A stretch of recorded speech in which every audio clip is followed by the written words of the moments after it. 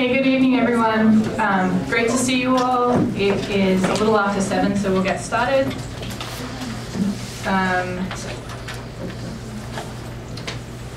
First item, we've got a quorum.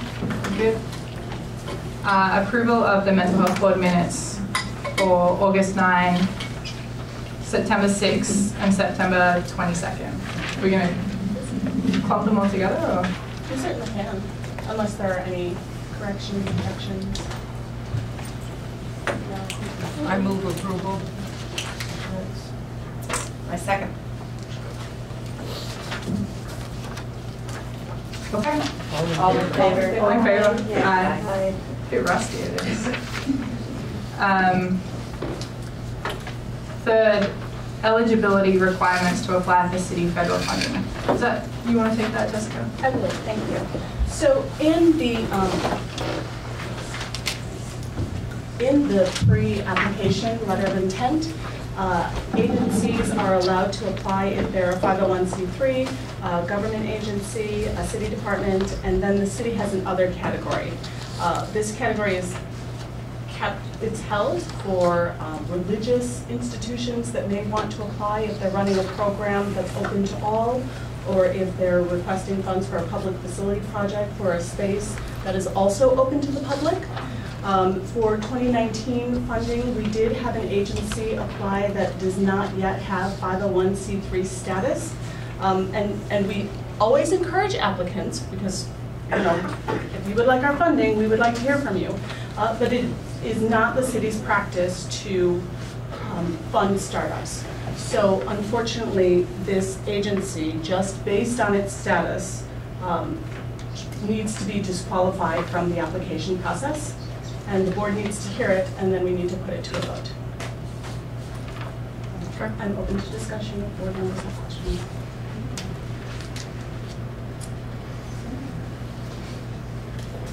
Can I get a motion? Well, wait, are we going to name the agency, or is that? Oh, I apologize. So the agency that is a wonderful agency, I'm sure, but does not yet have 501c3 status is Zone Praxis. Thank you. And just to clarify, that you communicated with that agency and they're aware? Well, so we're having this discussion Okay. whether or not to fund them at tonight's meeting. Okay. So we put it to a vote? There's someone that's. Do we want to? So I tell you what, I see that there's a request, but we will take public comment at our public comment period. It's not a context. It's just to say that I just got a news from the IRS saying that I will get the authorization, the acknowledgement by the end of December. But right now they have a lot of work to do. That's why the reply has been taking so long.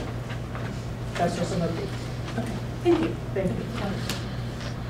So based on that, is it the understanding of the board that that would have had to have already been finalized and set during the application period? So even though it's pending, okay. I move that we move ahead with Jessica's recommendation as far as this agency is concerned this year, and give them the opportunity to come back in the future once they have their 501c3 status. Okay, I second that. All in favor? Aye.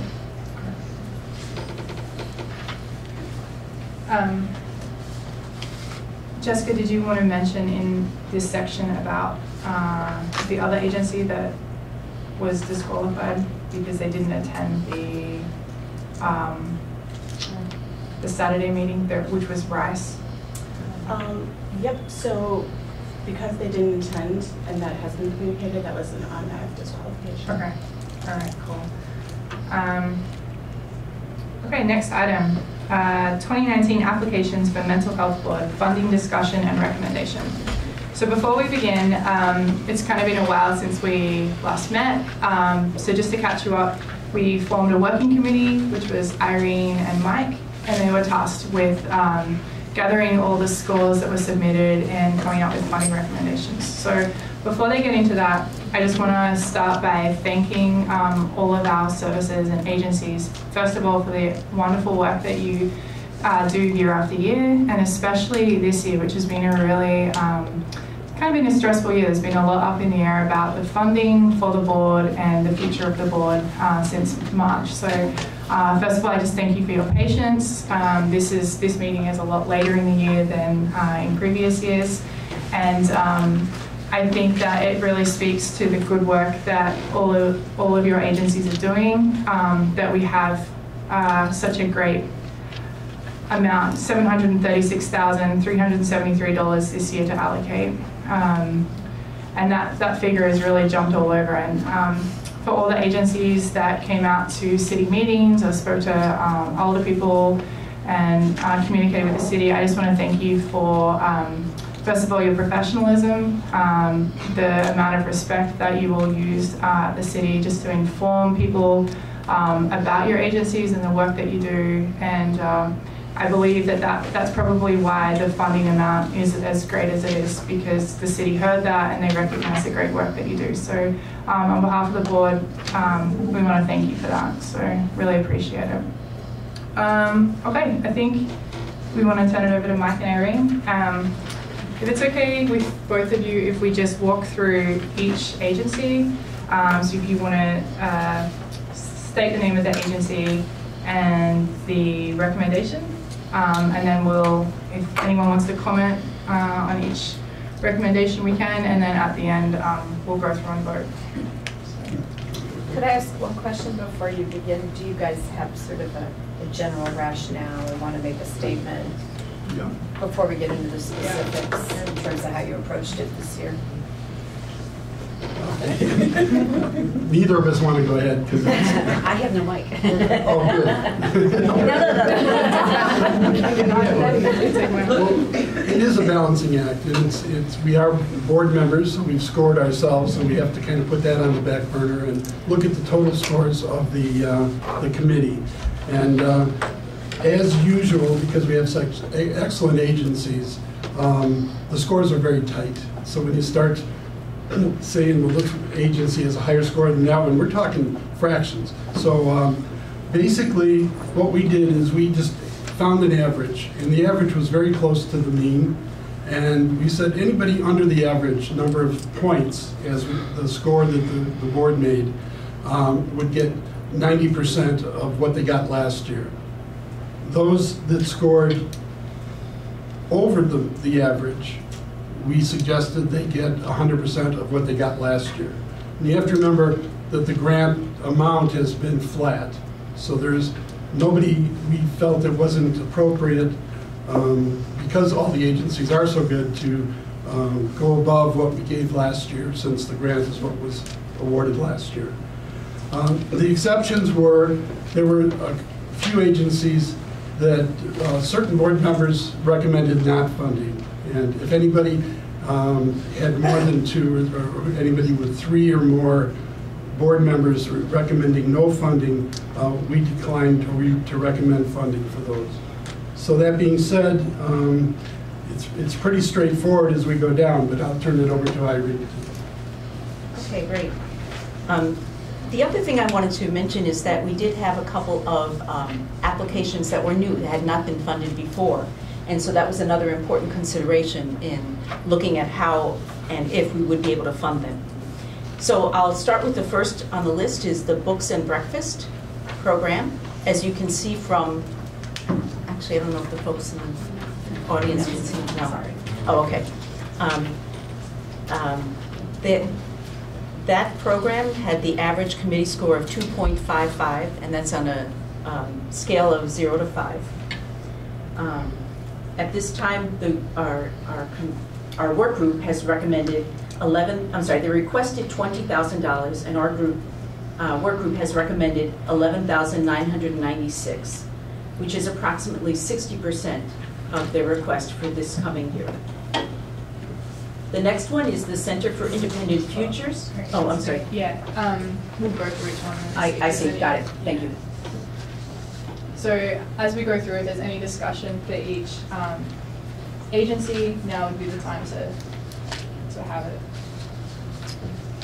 I'm sorry, Irene, as a point of clarification, did you say 11,996? Yes.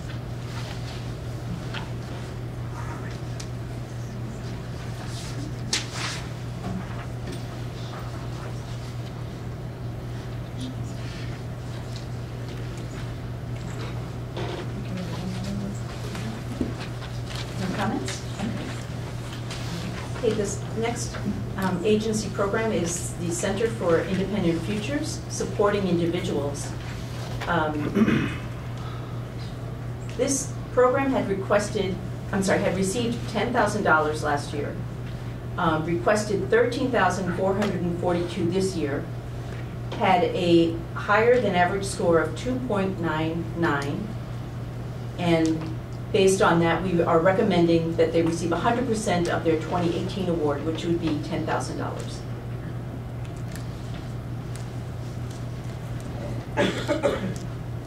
So any comments or questions or concerns among the board? No? Okay. Next is CNE Learning Together. They had received $33,600 in 2018. In 2019, they requested $40,000. They had an average committee score of 2.99, which again is above average. And so based on that, we are recommending 100% of the amount that they received last year, which is $33,600.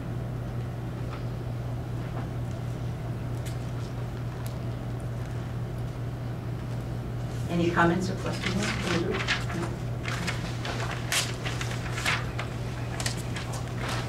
Next is CNE, Early Childhood Education and Family Support. In 2018, the award was $48,063. Their request for 2019 is $50,000. The committee's score on this one is 2.81, which is above average. I'm sorry, which is below average. My apologies. And based on the protocol that, or the guidelines that we had come up with, we are recommending 90% of what they received in 2018, which is a total of $43,257.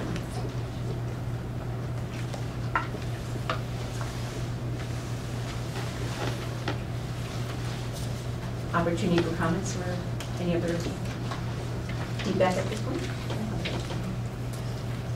Okay, the next agency is Connections for the Homeless, the outreach and drop-in programs. They received in 2018 a Mental Health Board award of $55,000. Their request for 2019 is $70,000. Their committee score average among the scores was 3.09, which is above average. Based on that, we're recommending 100% of what they received in 2018, which would be $55,000. Okay. Yes. Just jumping on that one. Yeah.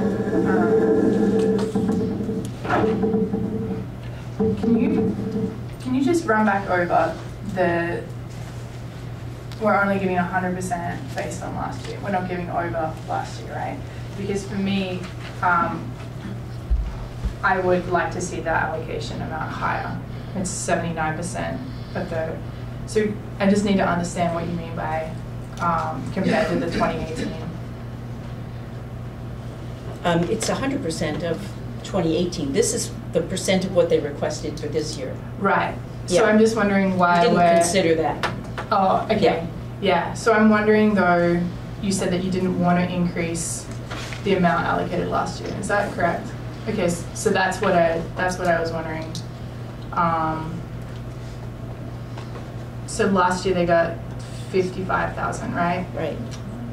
This year they're requesting more. Mm-hmm. So I'm wondering why we're sticking at the same amount as last year. Like, do you know what I'm saying? Does that make sense or not? Do you know what I mean? Given the limits. Everybody's getting, who has over average is getting 100% of last year's. Okay. Last year's grant, not their last year's request. So if they got 55 last year, there would have been 55 recommended this year. But why not more is the question. Is there just not enough? There's just not enough money, as far as we could see. But if we wanted to give more, we could, we would just have to decrease, take it from, it would have to balance out. Somebody else. Right. Yeah. That's what I wanted to understand. Like, in theory, we can be giving more than we gave last year. Sure. But it's, right, okay. So, to me, that's an agency that I would like to see that number be higher for. So what would you propose and who would you take? I mean, what agency would Yeah. be decreased? That's the question. Staff make a recommendation. Would it be helpful to list them all and then Go back to it. make all the Yeah, I mean, I put an asterisk next to it, so we can go back to it. Yeah.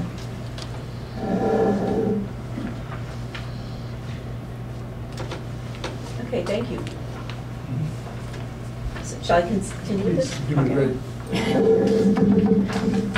Sorry about that. Okay, next item is Connections for the Homeless, the outreach and drop-in program. Oh, that's I'm sorry, that's the one we were just talking about. Right. Family Focus, the after-school program. Mental Health Board awarded them $33,600 last year. They're requesting $35,000 for 2019. The average committee score is 3.11, which is above average. And so we're recommending 100% of last year's award, which is $33,600. Should I continue? Okay. Impact Behavioral Health Clinical Services. 2018, the Mental Health Board award was $57,600. The request is $60,000 for 2019.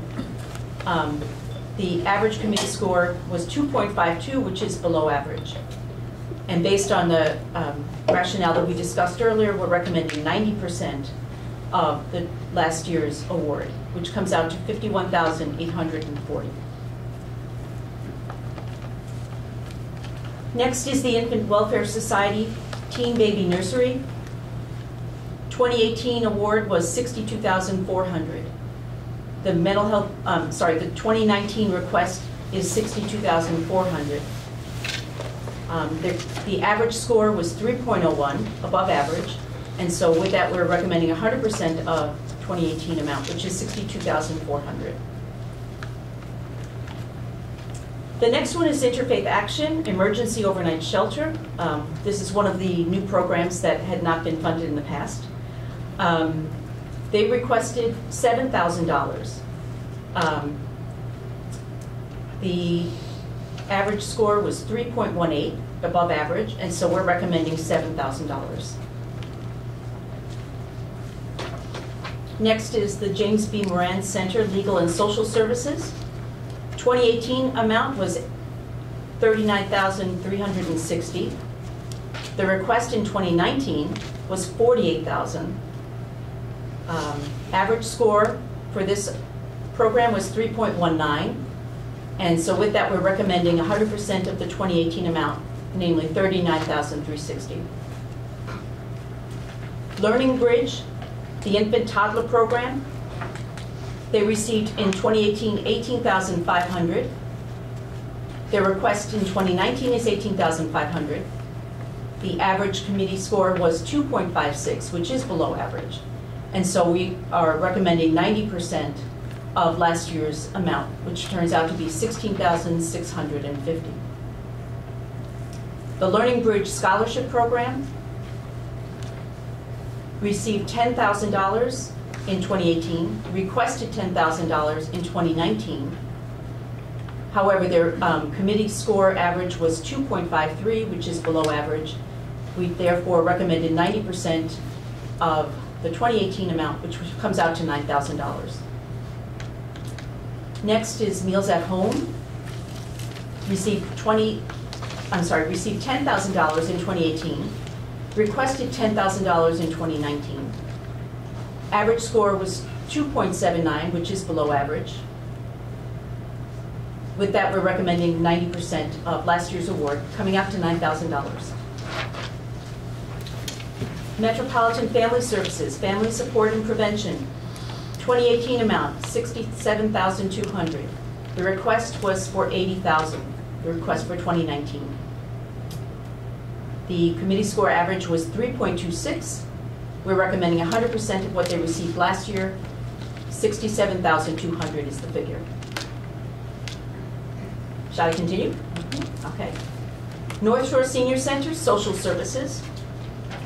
Mental Health Board Award in 2018 was $28,800. The request for 2019 is $35,000. The score came out to 2.79, slightly below average. Our recommendation is 90% of last year's amount, coming out to $25,920.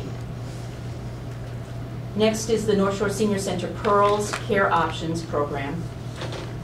They received $10,000 in 2018. They're requesting $12,000 for 2019. Their score was 2.95, above average. We're recommending 100% of the 2018 amount, coming out to $10,000. Northwest CASA received $18,000 in 2018, requested $20,000 for 2019. Average score was 3.12, which is above average. I hope you understand when I'm saying average score, meaning of all the scores of the members this year. And so we're recommending 100% of last year's amount, which is $18,000. Can we put an asterisk against that one, too, please? Mm-hmm. Thank I'm you. sorry, for which one? The CASA. Thank you. Okay. Next is the Open Studio Project, Art in Action. They were not funded last year. They requested $10,000 this year. The committee score was 2.14, which is below average, and there were 4 votes declining funding on this program. And based on the numbers that we had talked about before, we are not recommending funding this year. Peer Services, 2018 award amount was $88,200. The 2019 request is $92,610. The committee score was 3.23. That's above average, and we're recommending 100% of last year's amount, $88,200. Shore Community Services, the Lois Lloyd program, received $17,000 in 2018, requested $19,000 in 2019. The committee score is 2.87, which is slightly below average. We're recommending 90% of last year's amount, $15,300. Shore Community Services, Residential Services, received $20,000 in 2018, requested $22,000 in 2019. Committee score is 3.06, above average. We're recommending 100% of last year's amount, which ends up being $20,000. Next is the Safe Harbor Emergency Shelter. Had not been funded in previous years. This was a new application. Requested $10,000 in 2019.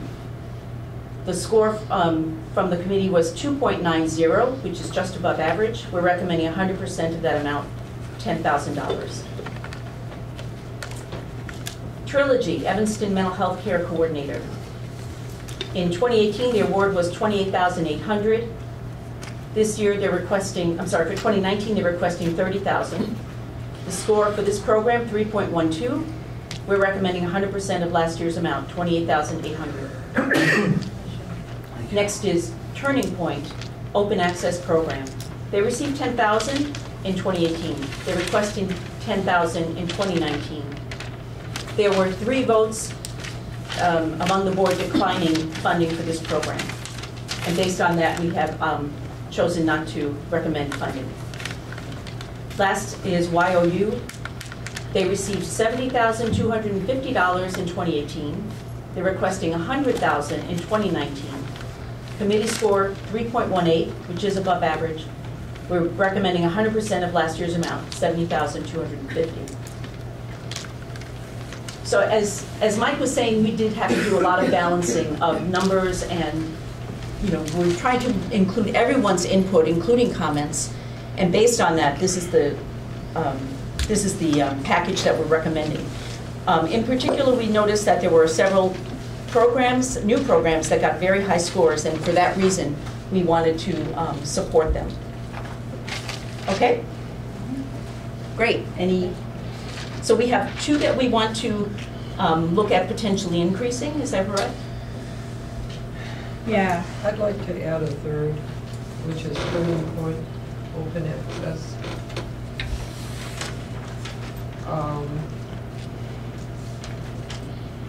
That we look at that. I see there's at least one other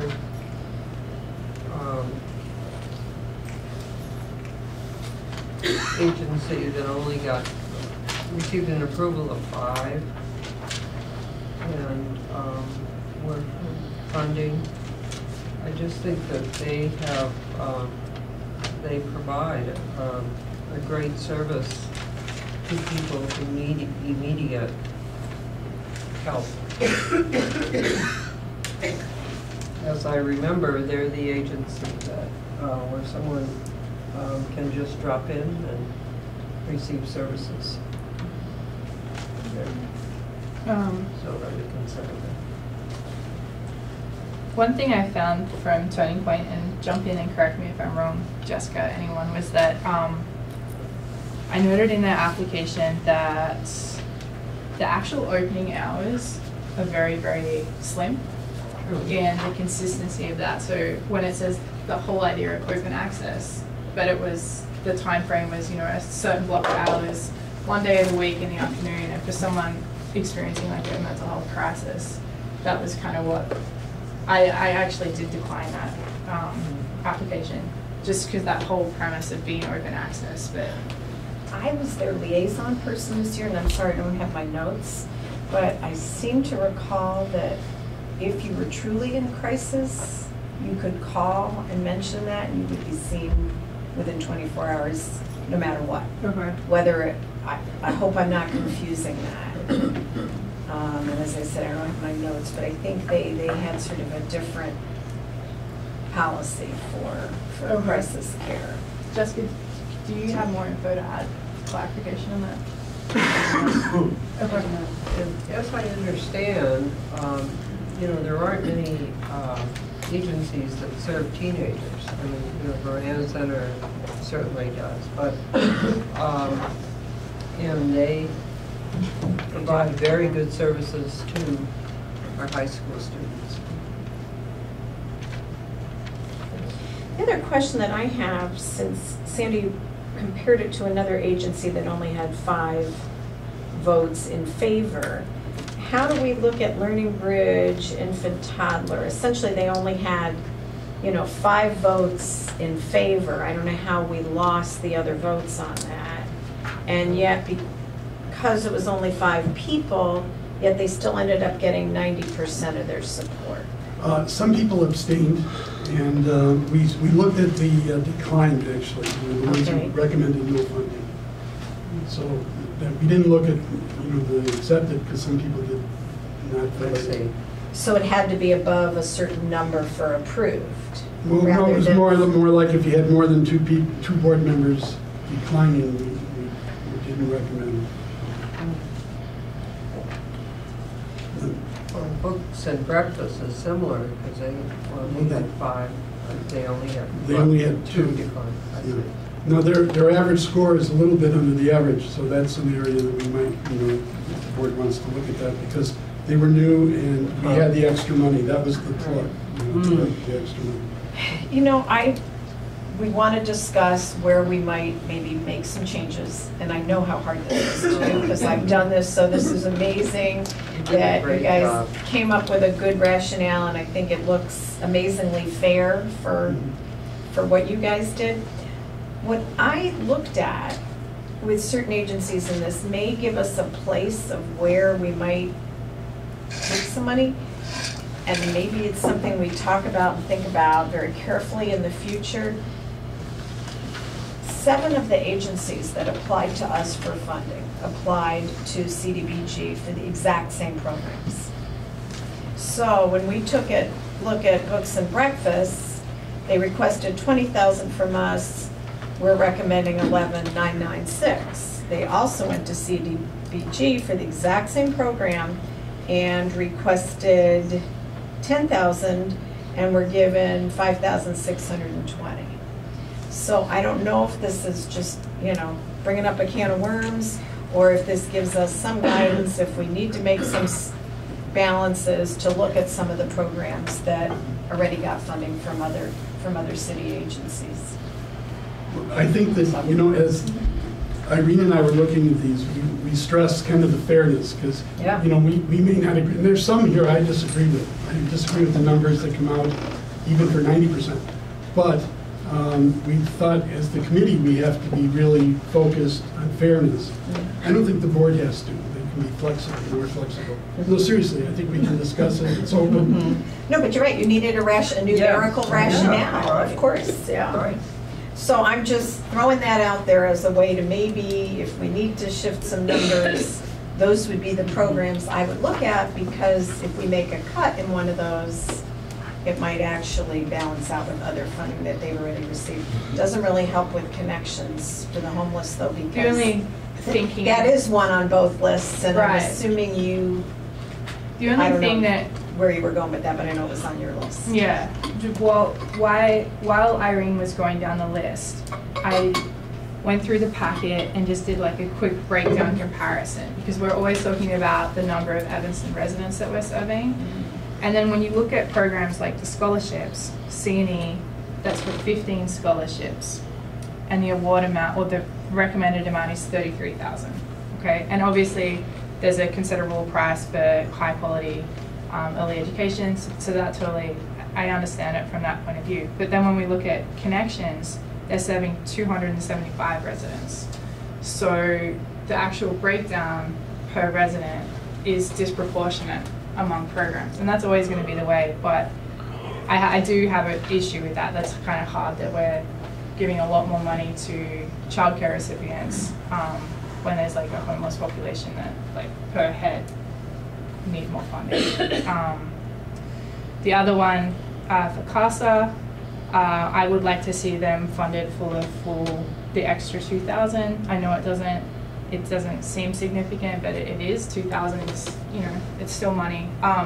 Just in light of the extra responsibilities that CASA has taken on to serve the city of Evanston, that contract with the city. I just think that's, the work that they do is essential. I think it's probably very underappreciated or under-recognized, and if these guys weren't at the hospitals and going out on the calls, it would just open a massive problem. So to me, that extra 2,000 is just a really strong show of support from the board that we recognize the work that they're doing. And where would you, Well, I would like to look at trimming some of those scholarships once again, just because of the disproportionate amount that we allocate. what about bed and breakfast? Books and breakfast.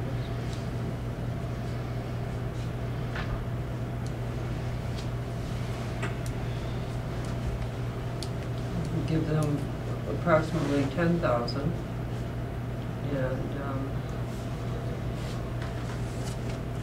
that's still, for the first year, that's a big grant.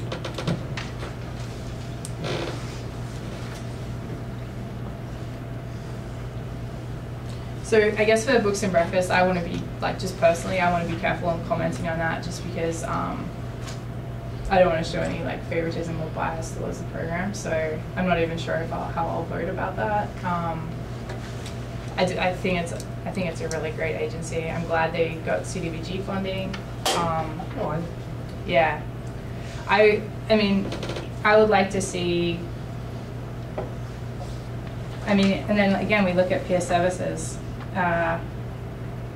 It's the recommended amount, 88,200. Like, once again, wonderful work, wonderful agency, but it's an incredibly high amount, as is YOU in comparison to some of the smaller ones. I think we could easily trim 2,000 from peer services and put that toward CASA. Well, I would say that as far as peer services is concerned, they provide a service I don't think any other agency in True. town does. Yep. And that's my concern. I tend to agree with you, Sandy. They, are one of the few agencies, if not the only one that does substance abuse treatment. On the other hand, it is a huge sum of money, and that's across 4 different programs. So to think about maybe taking 2,000 or 500 off of each of their programs probably would not have too bad an impact on the services they're able to provide. I do know also that they've done pretty well with federal grants, but I don't know. You know, they have other sources of funding. Right. Yeah.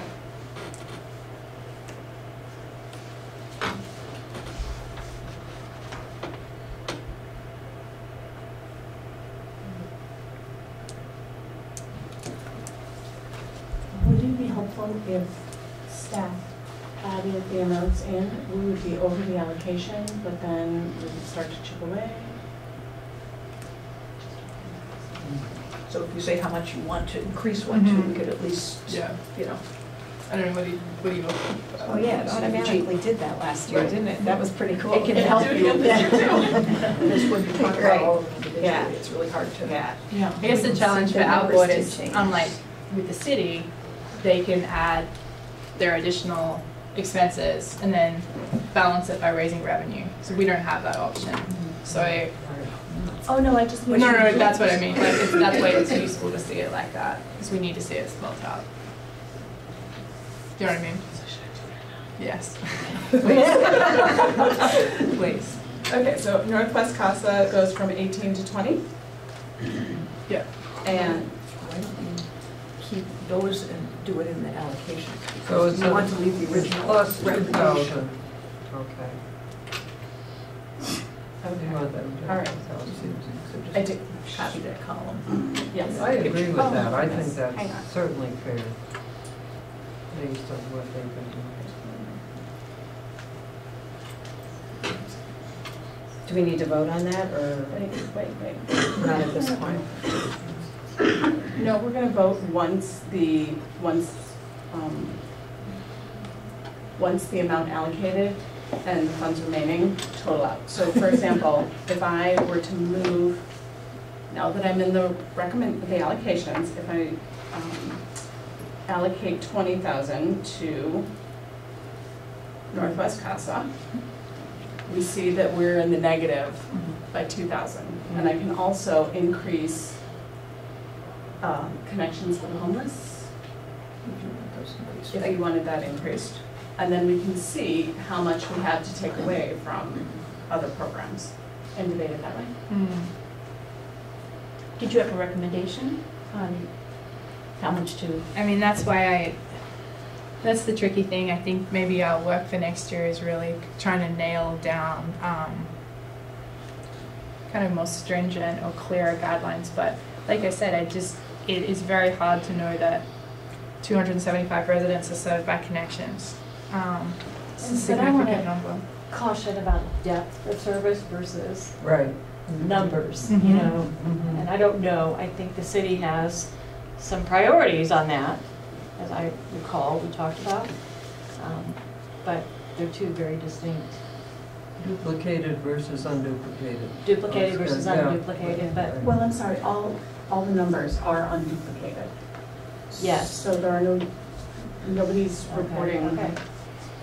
But it, inflated. okay, so that's probably a separate issue. Depth, I mean, what you were saying. But the depth of service is if you serve 7 people for a full year, providing intensive preschool education, that's very different than providing 250 people drop-in services. That may not be for a full year. You know, it may be for 3 months or 2 months, you know, I don't know. Or once. Or once, Right, yeah. yeah. I can't assume. But that's not to undermine like the importance of having that. No, No, no, Because it just, I that think one when person we- that could be really critical. I Yeah. don't question that, but I think we probably as a group need to determine what, if there's a value, what is most important? You know, is it the depth, or is it the numbers? The greater number of people being served is more important to us as a board or Mhm. as our priorities. And I think that was all part of the scoring too, right? So I guess I'm wondering about breaking down the scoring a little bit instead of just doing 90 over average, above average and below average. If we could break it down into like quartiles, maybe. I don't know how complicated that would be. So the top fourth. We did look at that. and Yeah. It didn't bring enlightenment. No. It just didn't differentiate any better, you know. No. And then you start taking more from very good agencies. Are we, is Turning Point off the table?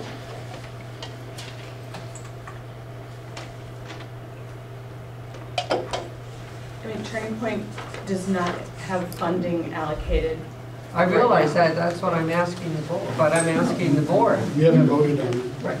Whether Turning Point is off the table or that we could consider because of the, I think, the unique service that they provide to our residents. If it's off, it's off. One of the concerns that I had about the program is that it did not appear to increase the number of Evanston residents that were serviced by the addition of this program, because this was brand new funding last year. But at the same time, we're giving money to, I think, other agencies whose numbers may not have increased, you know, as far as Evanston residents. I mean, you know, this is a board decision, certainly, but I would just like to put in a plug for the, because I think quality mental health services are really, there aren't many for people who can't afford it.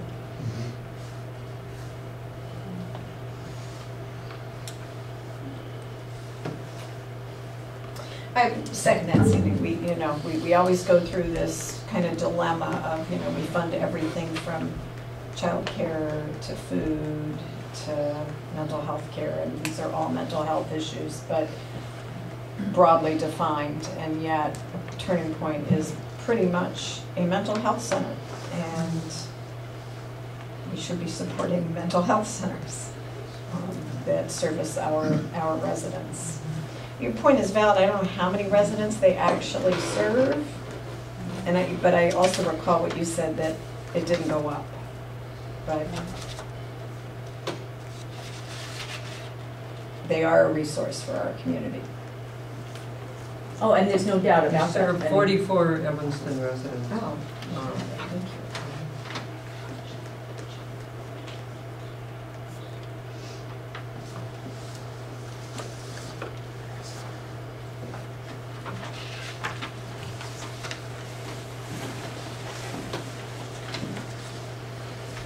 Well, I would like to propose that we consider giving them, say, $7,500 this year.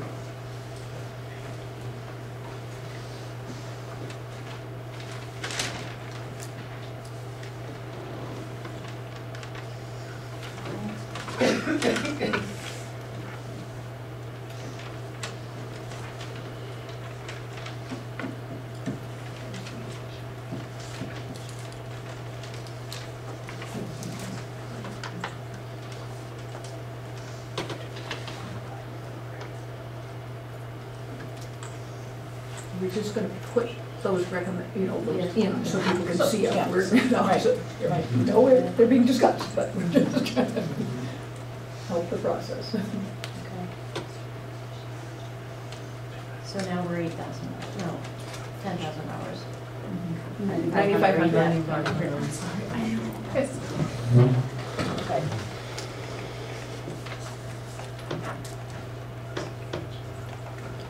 And I'd like to propose that Books and Breakfast, that we give them $9,500 instead of $11,996.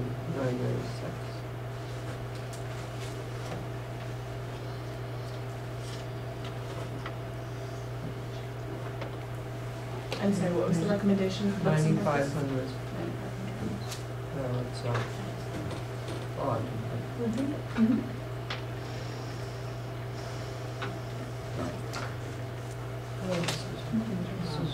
tough.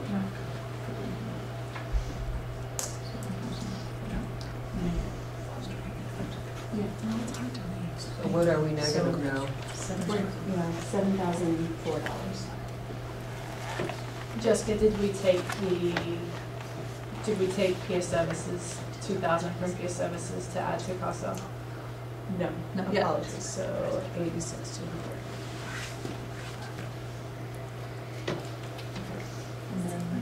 Of course, peer services is one of the highest scoring ones.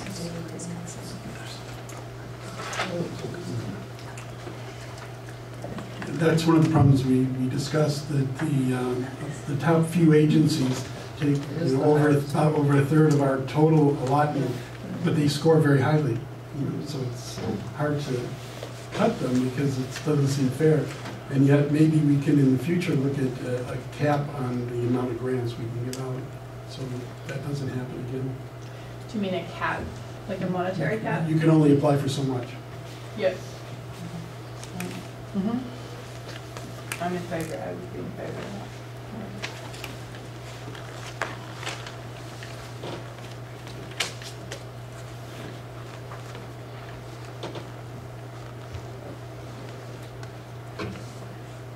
Where are we now, Jessica?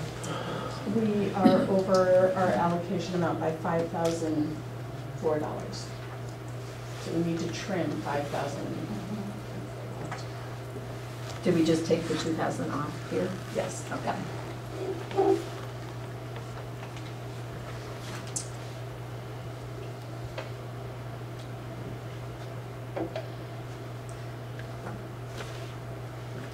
Jessica, to go back, was your idea, the other place was to take something off the childcare?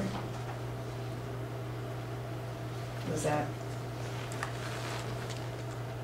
I mean, that, I do understand Becky's point. I do see that point.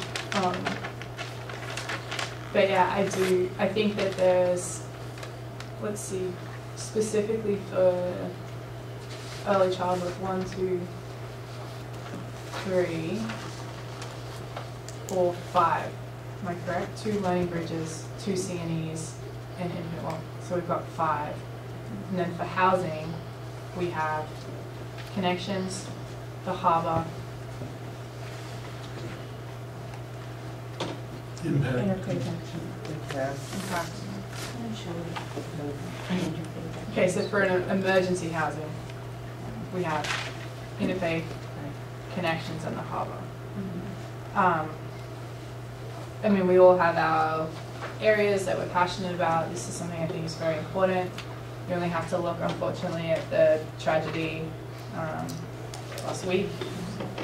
A poor woman that didn't have safe, secure shelter.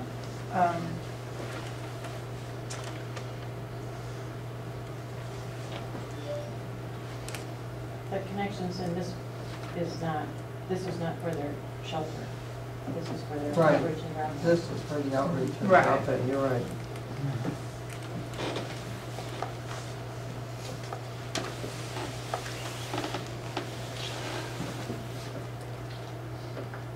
What did you say we had to trim? 5,004. Okay. A CNE scholarship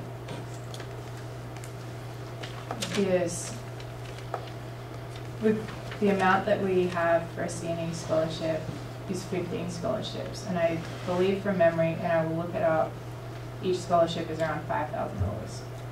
Is that correct? Let me look that up. It would come out tomorrow, wouldn't it?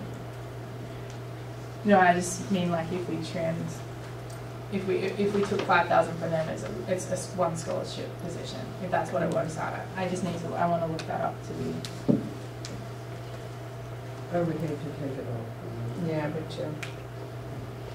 Wouldn't we take some from Learning Bridge and some from CNE? Is that what you're thinking? And maybe family focus.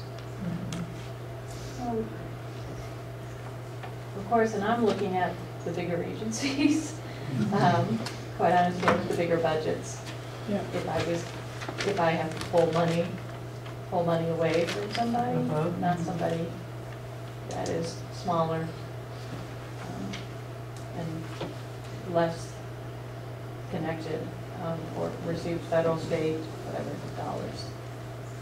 I'd rather look at the bigger Well, we took agencies. money, I mean, the proposal is at Peer Services, which was, Right. so what are you looking at? YOU? I would look at YOUs, the YOUs, yes. These are,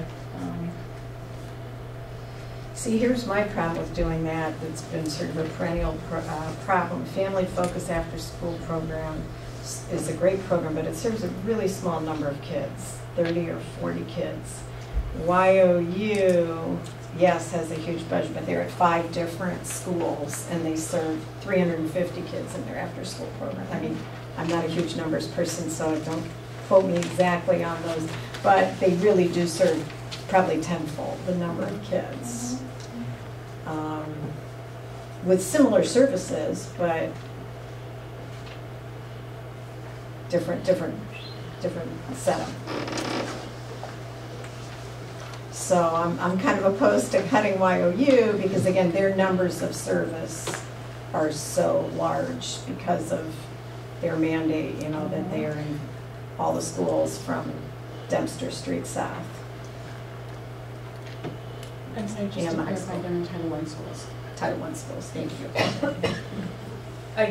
One good point to YOU also is that based on feedback they received last year from the combined CDBG Mental Health Board about, I don't want to say criticism, but perhaps pointing out that you have a building in the 5th ward that isn't serving 5th ward children. And then they developed this Saturday program, which was in the packet. And I think that was like a good responsive move to try and remedy that.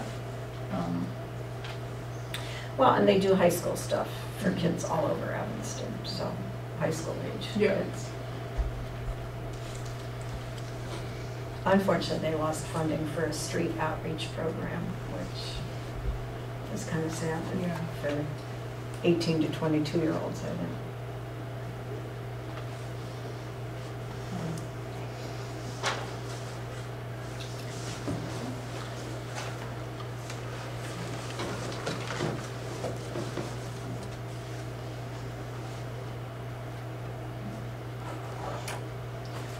Let me just amend what I said.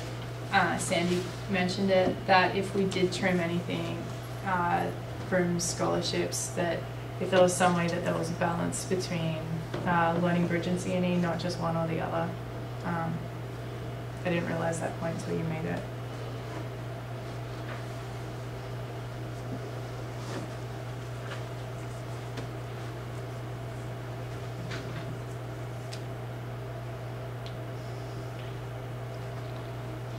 You know, I think one of our most important criteria is really percentage or number of Evanston residents served, and I'm wondering if anybody else has any data at their fingertips that would lead us to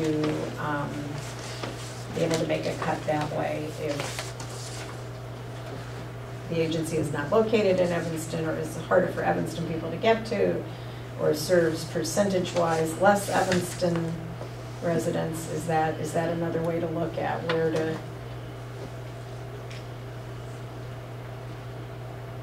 to pull something? I don't know.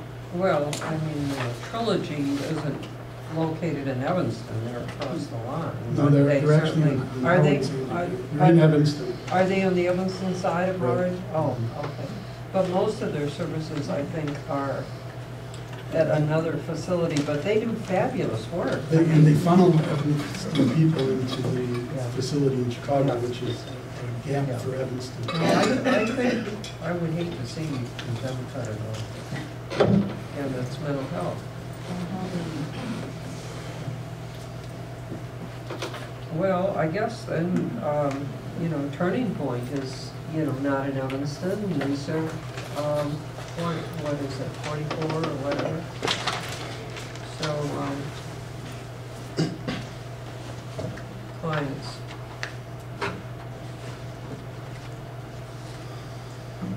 Shore is also Yeah, but Shore, Skokie Coast. well, one shore is in Evanston, but yeah. But not the other Yeah, one. But So- nobody else does what they do, yeah. Yeah.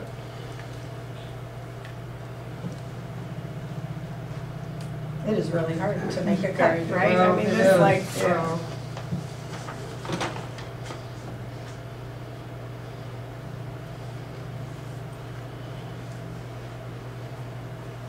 and the senior services are both provided in Evanston now? Social They are services and provided to girls, Evanston yeah. clients.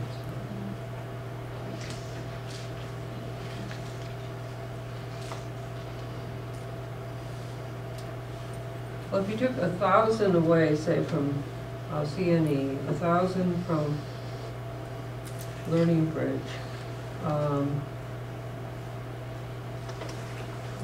that would give us what? We have $3,004 left to 3,000, but here I will. But then, you know, it doesn't make sense to give an agency like Turning Point only, you know, 2,500 and 3,000, so maybe we should just take them on. We should. And leave the other, I don't know, does everybody else? Yeah, and I think the city has, don't you have a minimum amount, or we? came up with Well, that, Yeah, I found myself thinking that too, and then I didn't dare bring it up because Yeah, it but- looks like We we. do, because of the time involved, Yeah. it doesn't really but make there's sense. several who are below the 10,000. At one time, they said Oh, 10, but, okay. you know. So just as a point of clarification, if I'm taking 1,000 from Sandy and 1,000 from Learning Bridge, is it from their scholarship? Well, I, you know, what I then said after that is maybe we, this isn't the year to give Turning Point the money, and we don't have to do that. I mean, they're not in Evanston.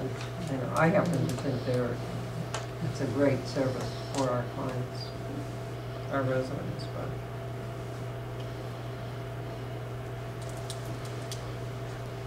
That is.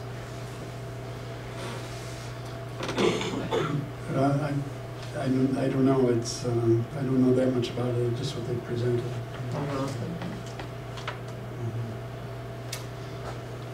I did feel that Impact, when they did their presentation and looking at the budget, had a lot of money. They're the one agency I thought probably doesn't need any money from us, but they got a good score. Two people to find one. What was the average score again? 2.89. I'm sorry? 289. So Impact actually was below average. Yeah. They didn't get such a great score. And you're thinking Around maybe, 90%. but their 2.52 is not,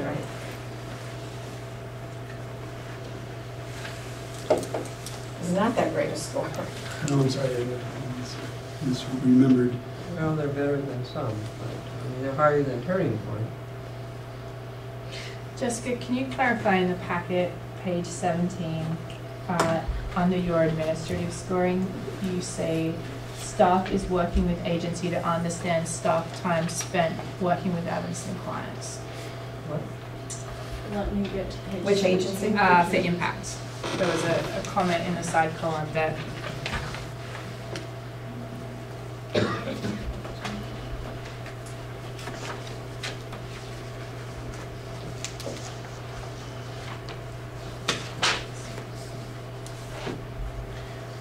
So I made that comment because Impact serves Evanston and non-Evanston. And agencies are required to either provide time and activity.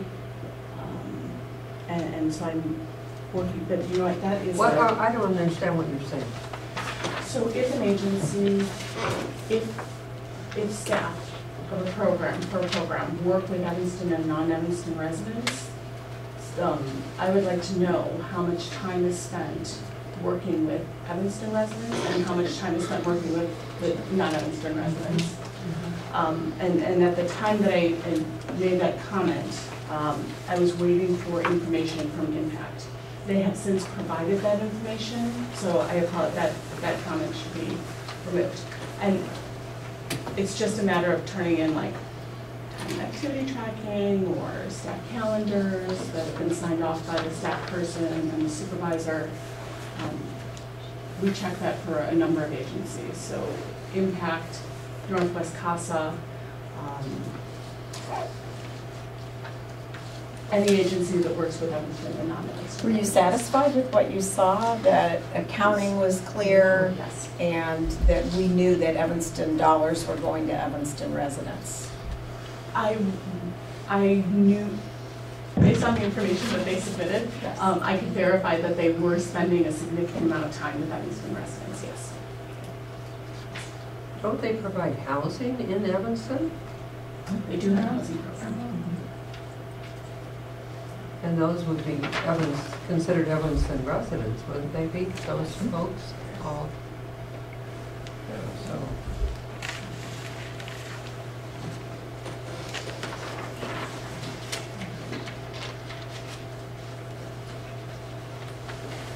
Well, if I withdraw Turning Point, but anyway, where are we?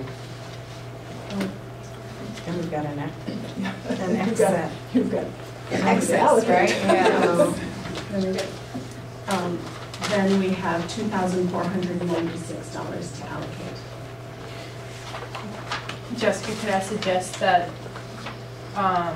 some of that money go back to Learning Bridge Scholarship, just so it's over the 9,000 mark? You know, are we following this 10,000 guide, or we're not? It's a guideline, it's a guideline.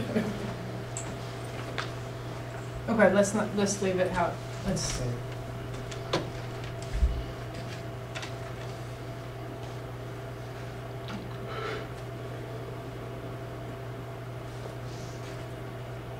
you want me to? Well, we could then go back to peer services and allocate the, not take the 2,000 away from them. I mean, that's another way to look at it. And then we have what, $400? So just to clarify, we decided not to, based on this, there's no reduction in the scholarship programs. Right. Okay. So you could give 400 more to books and breakfast.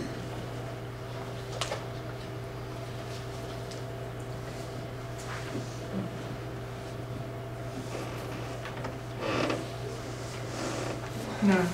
Sorry, 9. 9,000.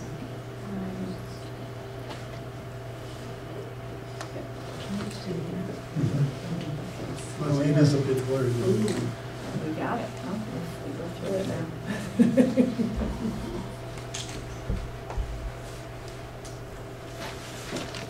Did the percentages change on there as well, or not, just the dollar amounts? Well, what percentages did You'll see the change? percentage on that column, you can see. And they changed too.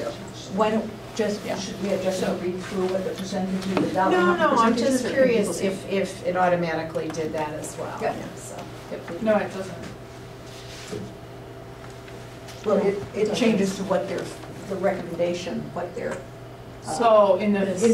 in the right column, not the left column. Right, Right, correct. yeah.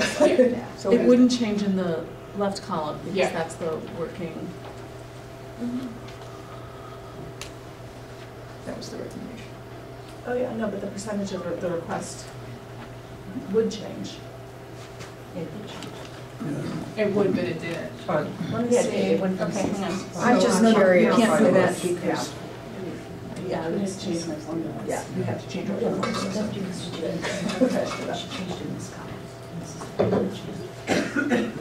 Yeah. here would be the same, and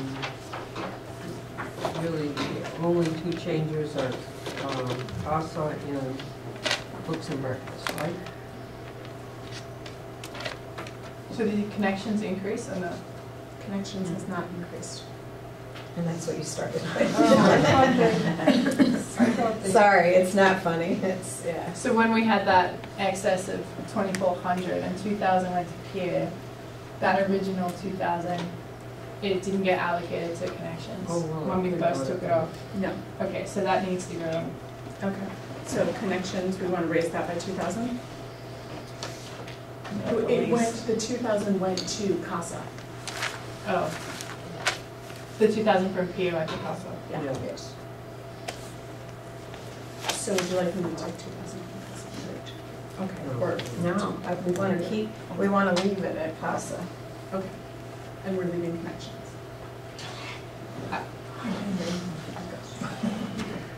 Did we put,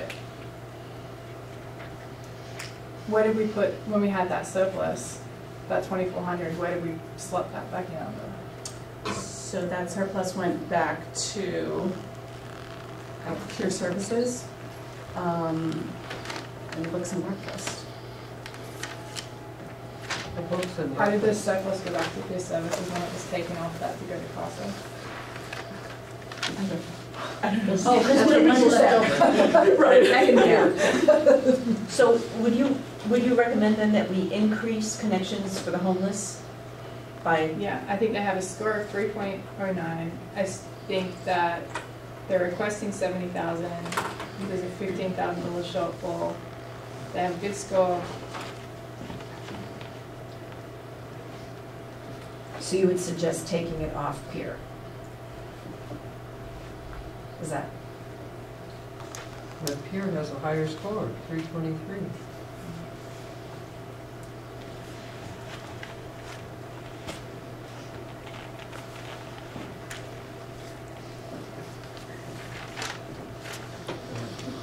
Would it be possible for us to consider reducing the books and breakfast again? Let's That's say exactly 2,000, right? Yeah. Yeah. No, the extra 400 and whatever. That would do it.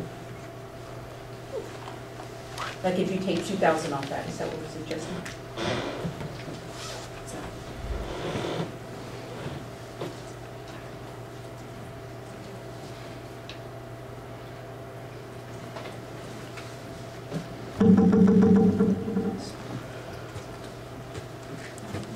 But where's the other 2,000 coming from? That we, So we took 2,000 from here and we gave to CASA. okay, so we did do that. And then Pier is back at 88,200. So their reduction was, they were bumped back up. And Northwest CASA is up at 20. Oh, okay, but we're, But maybe we want to keep taking it off Pier and giving it to connections. the question is, I mean, we can't, where's the other 2,000 coming from? that we're taking it off? When you zeroed out Turning Point, right? Yeah. No, That's that's where- no. I mean, Turning Point doesn't have anything to begin with. Right. Right. But we played around with a number of things. Right, So that's right. why there are too many moving parts. But we're taking 2,000 and giving it to CASA. And where's that 2,000 coming from? Is that coming Books from and here? Breakfast? No. Oh, books and breakfast, Because okay. they were, All right. there was 11,000. But where's the money coming from for connections? I mean, the allocations as they stand now are zeroed out, so I don't know. Why don't we do this, let's just Okay. look at what went up or down from the initial recommendation. That'll Yeah. probably help everyone. Yeah, so the initial recommendation for Books and Breakfast was 11,996. Right. And the current allocation is 7,996. Oh, 7, so you took 4,000 off of there. Yeah. It was taken It was off like in in two two different stages. times. But I Oh. don't think we can do that because Okay. I think that's disproportionately affecting that I didn't program. know that. When we haven't taken any, we put all the scholarship money back in, but for them to have a $4,000 hit is pretty high. why don't we go through, we'll say all the changes so that you can see what's changed how much. So let's just look at the changes from the original recommendation to where we are so that maybe the board can see. And maybe board members make note of the agencies or the programs that they would want to. But before we do that, you guys, I'm almost wondering, it's better to stay with kind of the formula, so to speak, that Mike and Irene had in developing this, the budget and the allocations, because now I feel like it's becoming much more, it's just becoming people's views, and it becomes individualized versus this more formulaic. And like Rebecca said, we've all had a chance to vote, and these are our scores that we gave. Yeah, I'm just, it's becoming too like, oh, but I really like Northwest CASA, oh, I really like Connections for the Homeless versus, everybody's done incredible work. It's hard to complete these applications. It's difficult to score these applications. I just think it's better to have the objective numbers to rate it, quite honestly, versus us picking and choosing. Yeah, I would suggest we go back to Yeah, the original, that's quite honestly. a very good point, but based on that, if you go back to it, I think Books and Breakfast had a lower score. That was a plug, and then Yeah. we knew that. Yes. It's just we had that extra, we put it there. And maybe that 2,000 could go to, a higher score, I think. Sure, can go anywhere. Well, impact is lower than Books and Breakfast. Based on that, you know. Learning Bridge is lower than Books and Breakfast. Oh, but they're a new agency also. Yeah. I'm comfortable with what.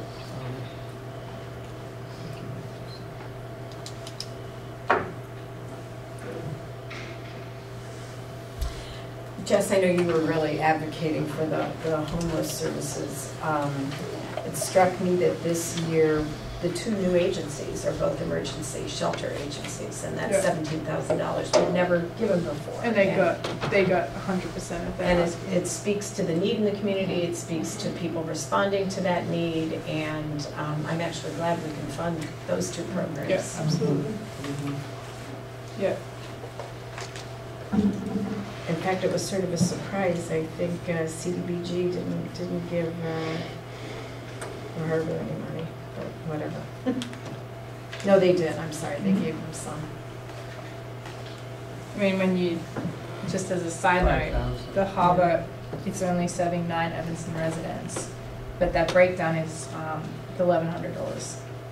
And to me, this program that's investing $1,100, the teenage girls that are homeless, that are at risk of getting caught up in sex trafficking, like that's Money well to me spent. that's worth more than Yeah. a scholarship any day. Like,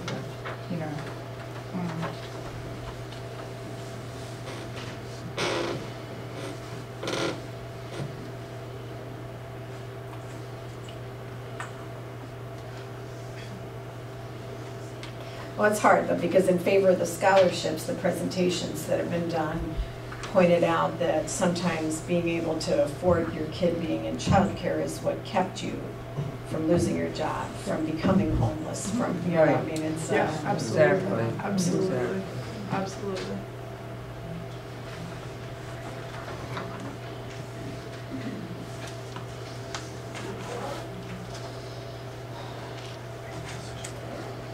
So are we going back to Becky, sort of voice of reason here?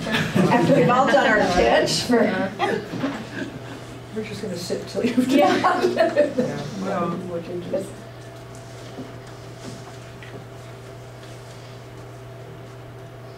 Well, if we took a vote on keeping the initial well, we have to vote on allocation, each agency. No. not if we keep the initial, oh, we do have to vote on each agency? No. No. Wait. No, we don't. We do. Okay. We did in the Well, past. we did last We year, always have. we do Okay. have to do. Because there's recusals. Oh, yep, yes, you're right, yes. Jessica, I'm still seeing that Books and Breakfast is knocked down by 4,000. Okay. I'm sorry, what would you like to? I mean, I think that gap's too high. If we can close that off a little bit, then I'll be fine with the connections amount. I just think that taking $4,000 from an agency that was only given 11 is pretty. Okay, so right now, Connections has been increased from 55,000 to 57,000. Would you like me to take the 2,000 from Connections and put it back to Books and Breakfast?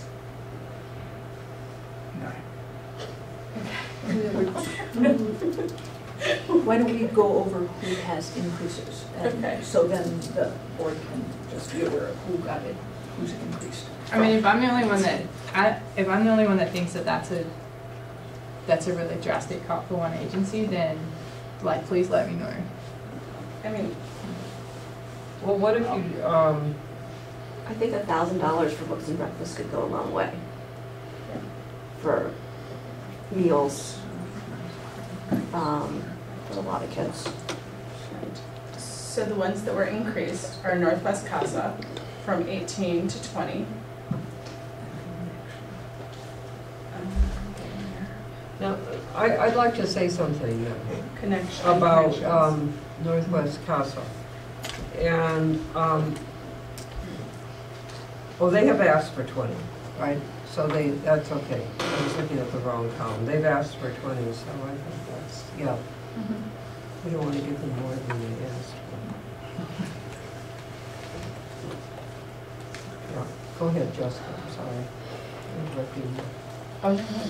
So you're going to go through just the ones at this point that have changed? maybe? Right, so the ones that have increased are up, I'm sorry, the agent programs that have increased are Northwest Casa from 18,000 to 20,000.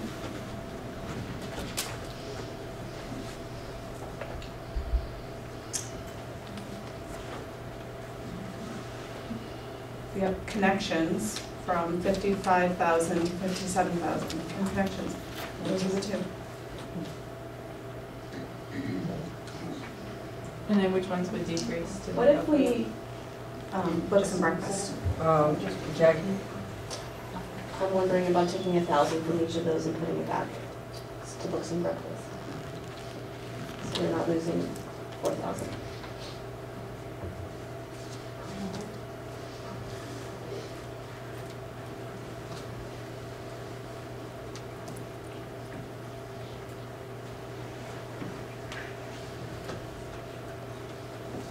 So can we try that? Yeah. So Books and Breakfast would go up 2,000 and Connections would just be up 1,000 from the original. And I'm sorry, which is the Northwest Casa Northwest Casa would go to goes to 19,000.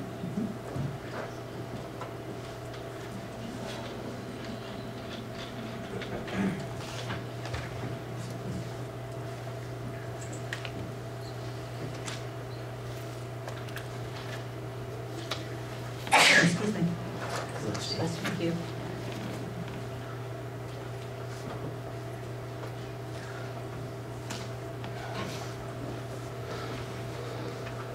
And we balance. And we're balanced. Yes.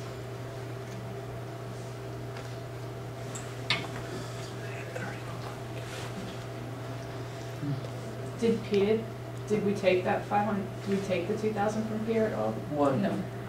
Just No. 1,000. No, we didn't take any from Pier was reestablished. Oh,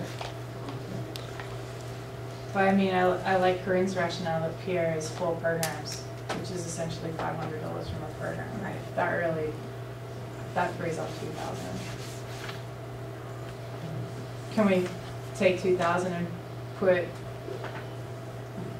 take CASA back to 20 from PA? So you'd like me to take 2 from here and give 1 to Casa? And then And the then other one one more to too. Connections? Yep. But why? Why?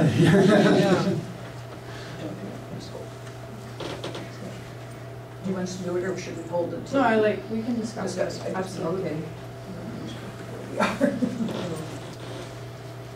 My rationale for taking peer services requested a large amount. We know that it's 4 programs.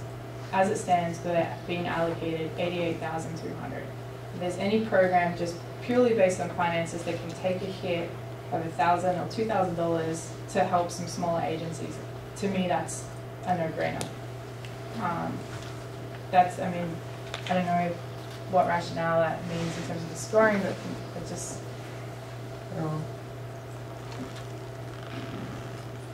My feeling is they perform a valuable service in this town, and that's, you see the people waiting outside by the L station, and if we didn't have peer services, right there, and I think that, they are a larger agency, I agree, but they serve more clients. And, they serve basically kids from grammar school, I think, all the way through senior citizens. And not many agencies do that.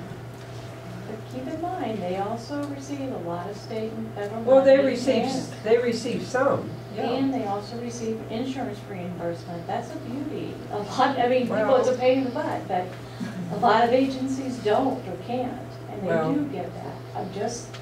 That's a stable flow of income. But I think if you look at their budget, they really count on some city funding and funding, and it's a tough agency to raise money for their services. They have a new fairly new executive director. They're working to raise additional monies, and All 3 agencies. Pardon me? All 3 big agencies have relatively new executive directors, so keep Right. I know that. yeah.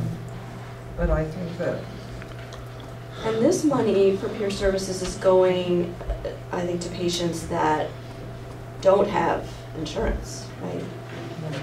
We don't get everybody insurance. Or someone's going. Not all of it, not all 4 programs.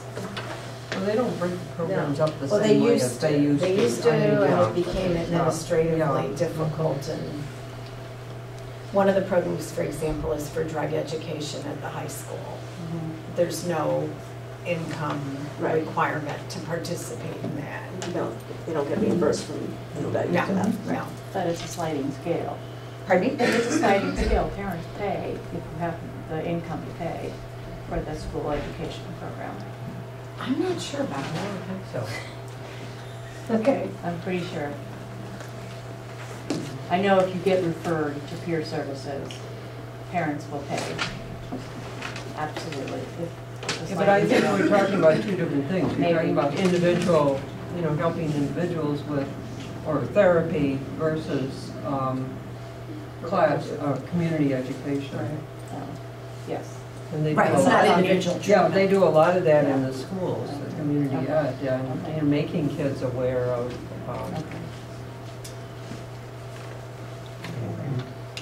Another question? maybe we have to vote. Yeah.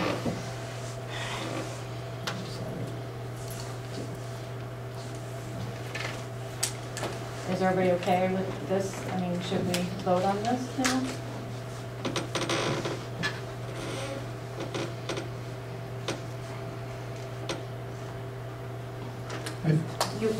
Everybody in support of this current? Oh, we have to go through it individually, okay.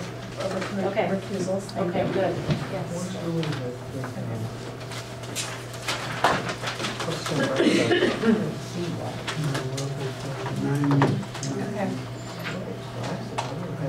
I couldn't see it either. No, it's 9996. Oh, So could you just highlight before we go through one more time where we went down and where we went up? Or nowhere? Am I that confused? So the board decided to reduce books and breakfast from $11,996 to $9,996. The board decided to increase connections for the homeless from 55,000 to 56.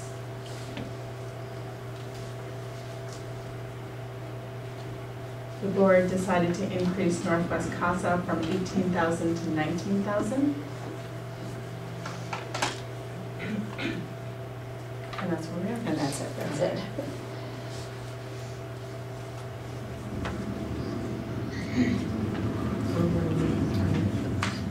Yeah, It went up by 1,000. okay. Okay, so I think if everyone's ready, we can go through. Yes.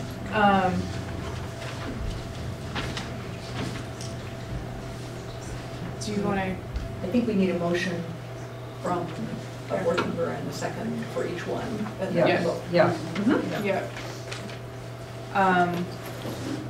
So how about I go through, read the allocation amount, and then we'll get a motion, a second, and a vote? Or do we just vote? No, each Motion one. second, okay. Motion second vote for Yeah. each one, please. Okay, books and breakfast, $9,996. The motion, I'm so moved. second, I second. vote. All those in favor say aye. Aye. Against? I'm an aye. Any abstentions? We should Aye, also any ask for nays, any abstentions. against, any abstentions?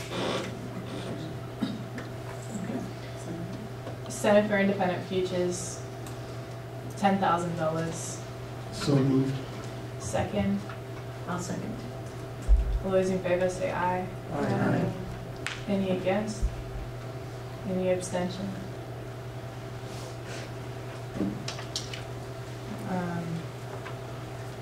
CNE Learning Together, $33,600. So moved. Second, second.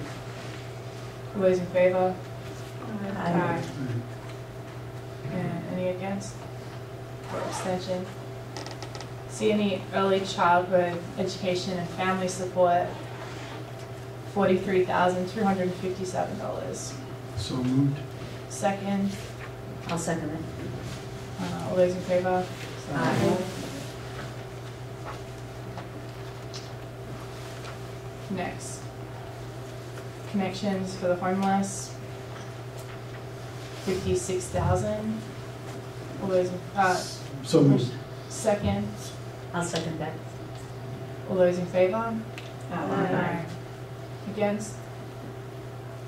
Abstention? Family Focus, 33,600. So moved. Second, I'll second that.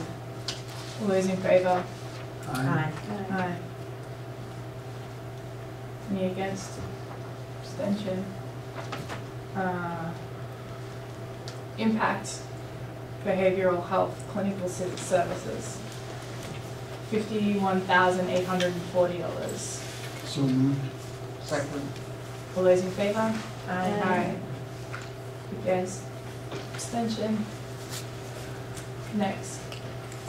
Infant Welfare Society Teen Baby Nursery, $62,400. So moved.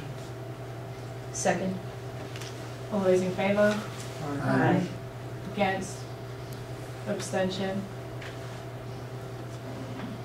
Interfaith Action Emergency Overnight Shelter, $7,000. So moved. Second. I'll second. All those in favor? Aye. Any against? Abstention? James B. Moran Center Legal and Social Services, So moved. $39,260. Nice try. Second. All those in favor? Aye.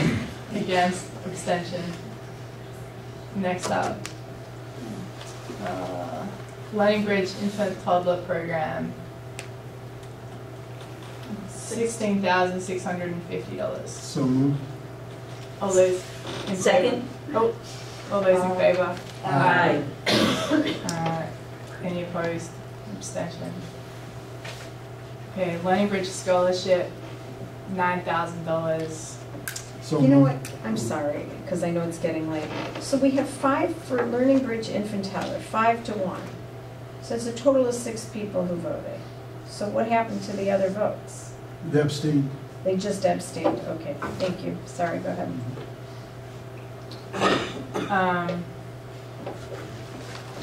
Lenny Bridge Scholarship, $9,000. So moved. Second? Aye. All those in favor? Aye. I want to go against, I'll be a nay on that one. Meals at Home, $9,000. So moved. Second? All those in favor? Aye. Any nays? And then for that one, I have to be a recusal, please.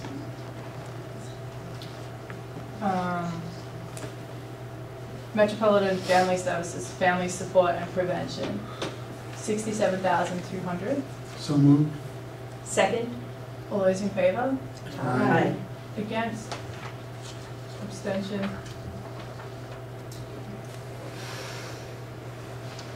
North Shore Senior Center Social Services, $25,920. So moved.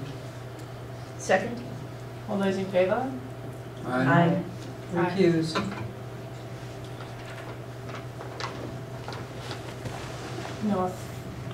North Shore Senior Center Pearls Care Options, $10,000. So moved. Second? All those in favor? Aye. Recuse.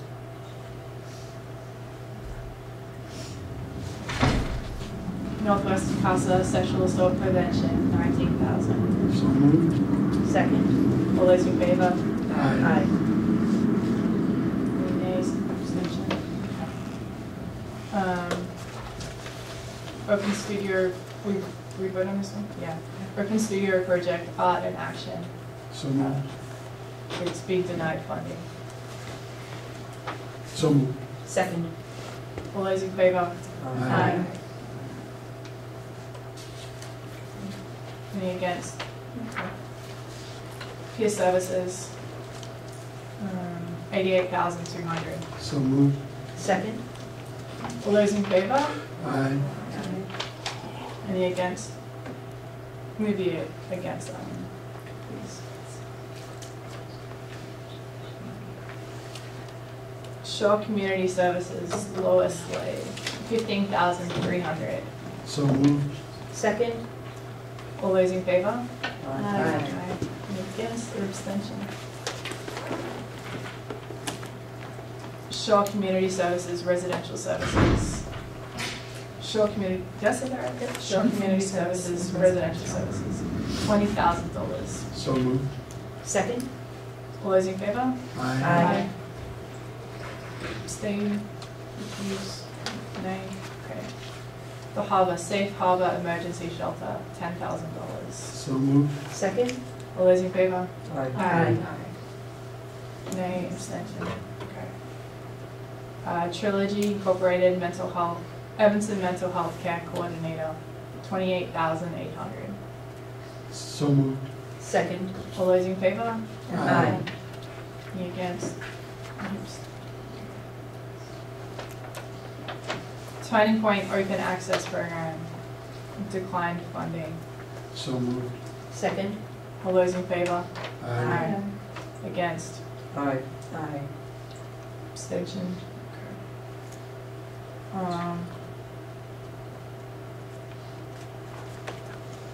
YOU Youth and Family Services, $70,250. So moved. A second? All those in favor? Aye. Against? Abstain?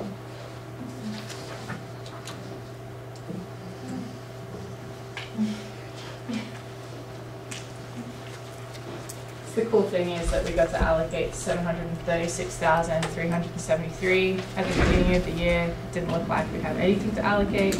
It dipped all the way down to about $480,000, went up to $580,000, and now we're at the full total. So, although it's difficult, it's really good. It's better than we Advocacy made a expected. difference from the agencies and certainly from you leading the way, Jessica.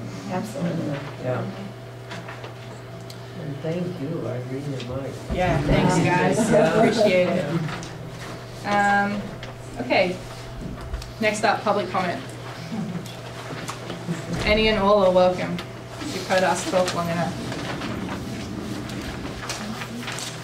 Okay, we're good? All right.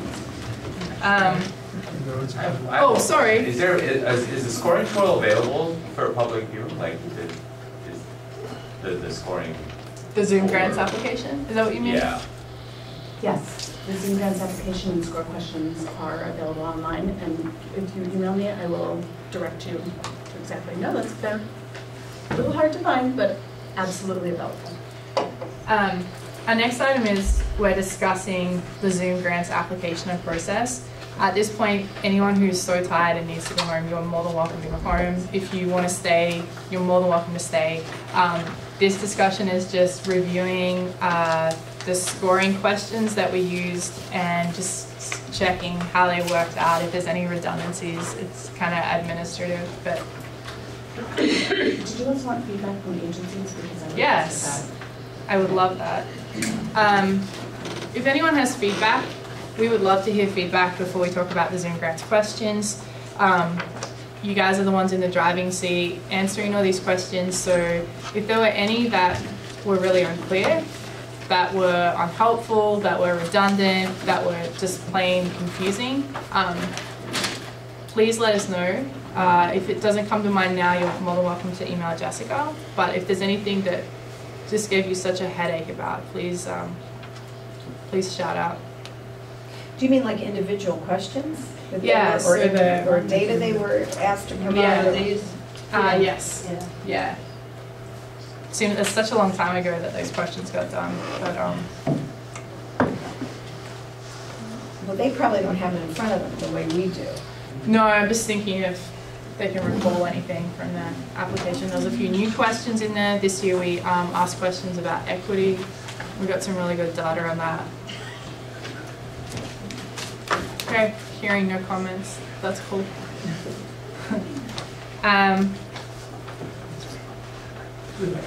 Back to our discussion. Yeah. So from the Zoom Grants questions that we have here, 1 through 16, it should be.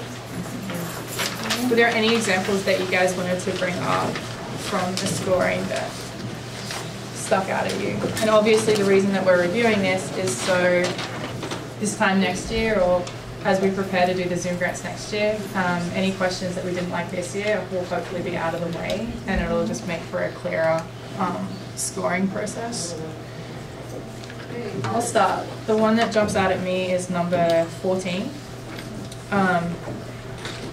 And that is, other sources of funding are identified, secured, or there is reasonable likelihood they will be secured.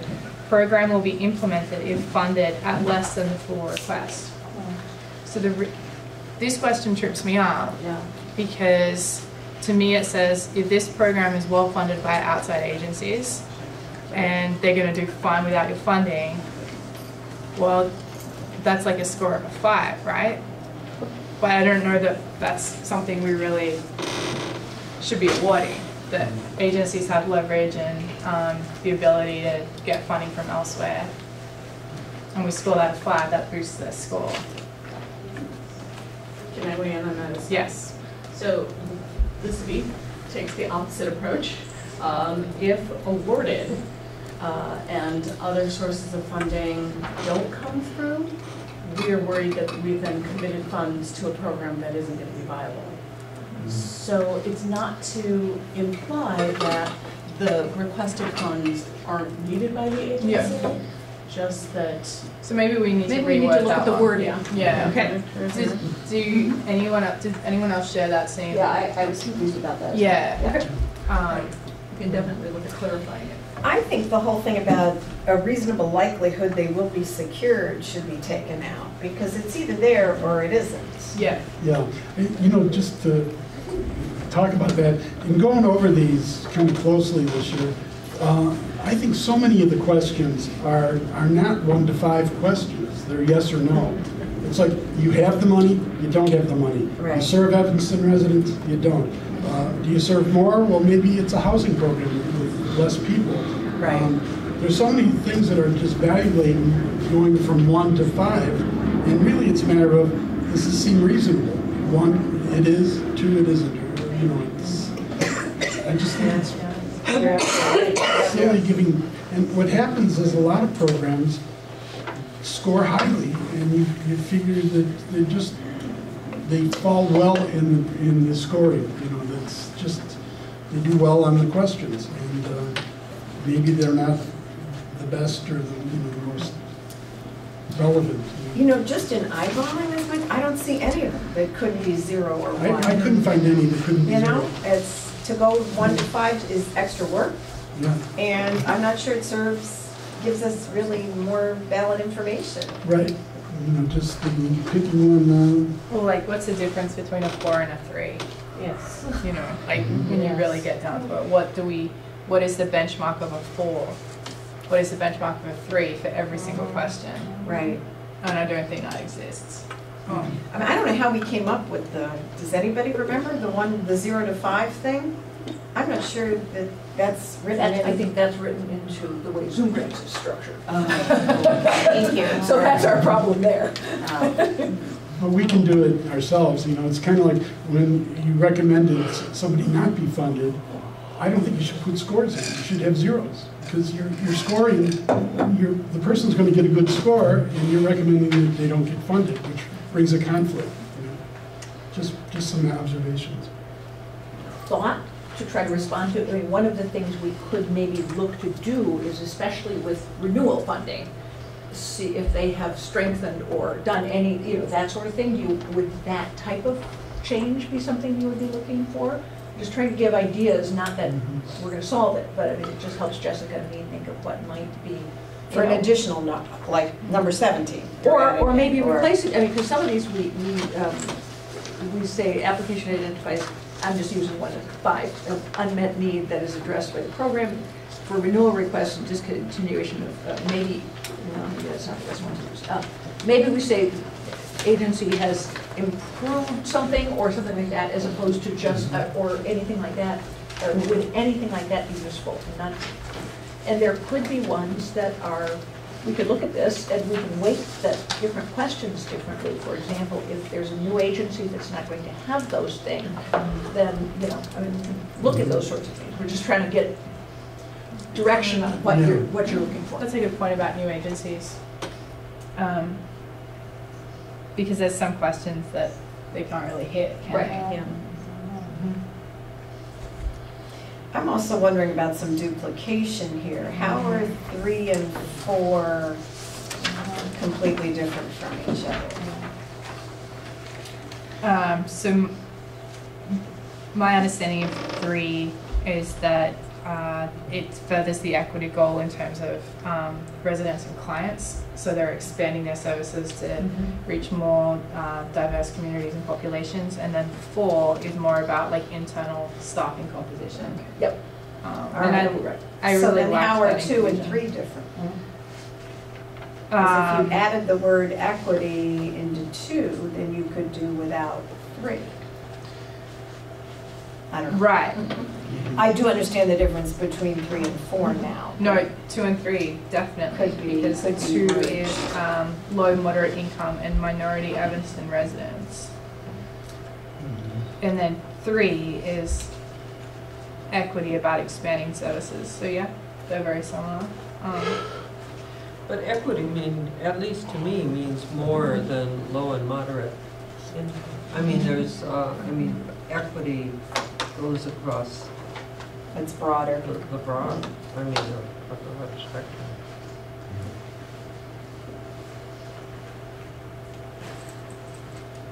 Can I ask a question on number 4, how it makes reference to the response in question number 3?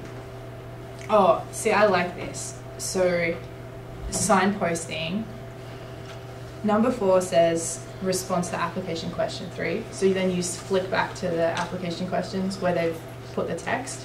So I would like to see more of that. That we go through each question and like maybe in brackets after each question it says refer to application question. So then your eyes, you're just flicking back and forward. That's a good idea. Yeah, because after you do like a handful of applications, you forget, oh, where do I look for this? Or so maybe if there was like a signpost or something, see application question, whatever. That would, yeah. I think that was the only question that says that, right? That, yeah, so I think that's helpful. Oh, I had a question about number 9. Yes, me too. I just didn't know what it meant. I can answer a little bit of that, because this is also used for CDBG, and for CDBG, they have to be able to qualify them based on income in many cases, so that there are a few that are not going to be necessarily as relevant, but they're going to put that information in, and if they are asking for funding from both agents, for both sources, that's going to be an important thing. Again, isn't that true, and isn't that a pass or fail? You have it and you do it, or you don't. The eligibility is for, the CDBG is for the entire program. It's not for individual people who benefit from it, or is it? No, also- actually, in many cases, they have to qualify individually, so, yeah. I think that brings up a big issue, is, you're right, in the past, mental health board funding has not had that stringent guideline. And maybe that is something to think about with limited dollars, that they really go to needy populations. I think that's something, economically needy, thank you, yeah. I actually think that's something we might want to think about. But the program like CASA, Yeah, good point. that's, How would we separate out a how would you program like separate, that? yeah. Yeah. And, Yep. Well, interestingly enough, from a federal standpoint, there's certain, I don't know about that specifically, but for example, victims of domestic violence are automatically considered low moderate income. Right. So, because they almost always are economically, it's not where they were, it's where they are at the time of, but we can look at all those things and see if that would be a... yeah, but mental illness also goes across alcoholism, it goes across all segments of society. It does, but one of the challenges with mental illness, do people have the resources to either pay on their own or do they have insurance? I mean, that's another thing that is... Families may, but, Or will providers accept the insurance they have, which is another point. Yeah, that's another issue. It's not a simple thing at all. I would love 2019 to be the year, I just love it, that our priorities actually become a real thing. So I feel like we spend a good month or two writing these priorities at the start of the year, and then that's the priorities. So from this whole list, there was only one agency that clearly spelled out in their application how they pick the priorities. And I think that we need to write it into the application question somehow, a specific question. And I know it's going to be difficult because CDBG uses the same interface as mental health board. Maybe it's something like mental health board applicants only, and CDBG skip There could be it. discrete questions. But yeah, I think we put so much effort into making these priorities sound right and target how we're going to do our funding. And I think also we can tighten them up. I think they're very broad, but I really want to hear more from the agencies. Like, for example, number 4, this was the one that I was really passionate about. Programs and services that promote mental health, cultural diversity, and social inclusion for all, including refugees and immigrants. Once again, there was one agency that touched on that, and I'm sure, like, in their whole client base, they're servicing a lot of refugees and a lot of immigrants. Moran Center, like the Shoot Legal Clinic, for example, but hearing more about that in the application is important. So if there's a way we could get a question written specifically about the priorities, that would be good. Well, I think 2019 is going to be a year of sort of upheaval in the city. I mean, they're talking about, well, we don't know what's going to happen with Florida Health Department, merging different groups. I mean, we will be with the animal control, the proposal, and... I would think that the... Well, but anyway, I think, we don't know There's a lot what's on the going to table, happen. yeah. There's a lot on the table, and that I don't know how much control we're going to have. I think you're right. And I think in terms of logistics, I think just moving the board priorities should be right next to the city priorities question. It shouldn't be the very last one. Absolutely. And I think the city priorities should be spelled out on the application. I had to go look it back up again, you know, what the city goals were for 2018 when I was doing my ratings. And originally we added the last one in because remember how we used to score each priority out separately? And then we realized, well, that's actually disadvantaging services. So we clumped them together, right? Which is, it's still okay, but I think in the application, they really need to be talking about that more. And then we would have question number 2, program submission goals and work reflect the current priorities of the board. See application question 2. Right, yeah.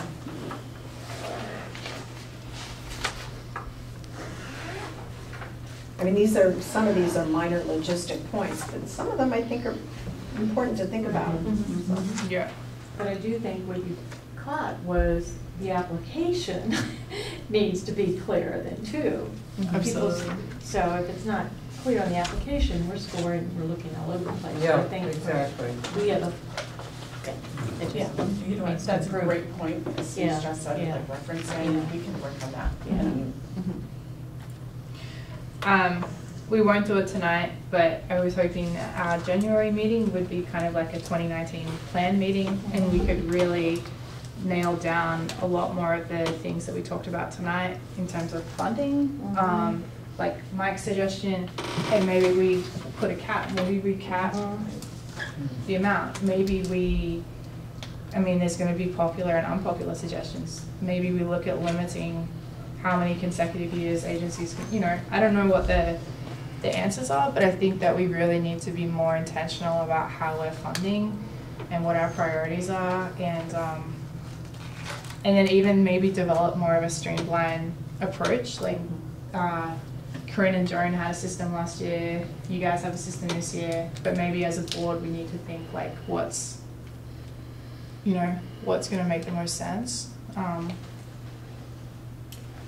One question that I have is that as we discuss the Zoom grant scoring questions and say that some of them can be yes or no, if we have a lot of those kinds of questions without the kind that do get scored on a scale, that would actually make it even more difficult, I think, to be able to use the tool to see a difference. Yeah, they're going to be like, good point. You'll get a lot that are very similar scores. There's going to be conglomerates of scores, like 10 that are 30. Yeah. But we will definitely look at the wording of those to try to make it more range, make it easier to score on range.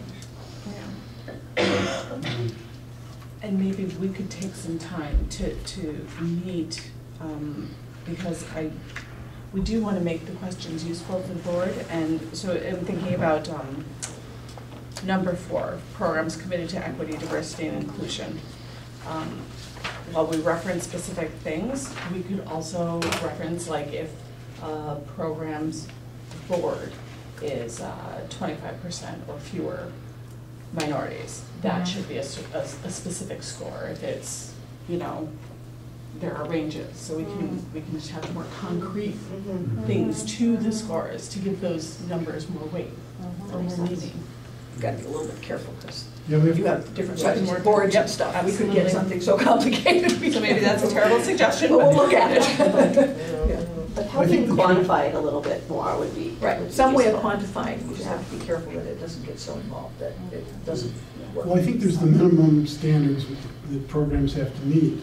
And then somehow we always get into it every year but that's a really neat agency, or that's a cool program, and I can't see not giving them more money. And then it becomes just very subjective, So I think that some way where we can match the fairness aspect that we need to have with the street knowledge that we all know, what's going on, And, which comes out in our priorities. If we have really clear priorities at the start of the year. Sarah, Jessica, I don't know if this is even an option or if it's never been done or whatever, but do we have the ability as a board to come up with a proposal and then kind of like accept like tenders in a way. So for example, the board says, we would love to have mental health or depression screening clinics quarterly that rotate between the community centers, okay? Random idea. To cost that out, it will be $5,000. From our budget, we are setting aside $5,000, and then when grant season comes around, we have the specifics of this initiative, and then agencies can bid for that. That isn't the way it's set up right now. Could those things be discussed? Yeah. How they would be tied into this being a priority or need would be, and I think that might be something we would want to take those sorts of changes to at least the Human Services Committee, just as we talked about other types of changes. But I don't think, certainly that's not something at a staff level that. But that's a possibility. I mean, I think. Well, it's like a development grant that United Way had. I mean, those things could be considered, but I think we would have to, you know, because it would be a. Yeah, there's definitely steps involved in it, but one of the benefits of that is that if we're doing more broader initiatives, we're actually serving more residents. We're not just serving residents that formally come into contact with agencies. So we're actually being a mental health board that's more for our town and all our residents rather than, do you know what I mean? It's hard to know, from my standpoint, if the agencies are doing a good job at outreach, are we getting to people anyway? Who we're picking up, and that's what, I couldn't answer in that example personally, but that's, I think, that would be one of the So I'm a questions. massive proponent of mental health first aid.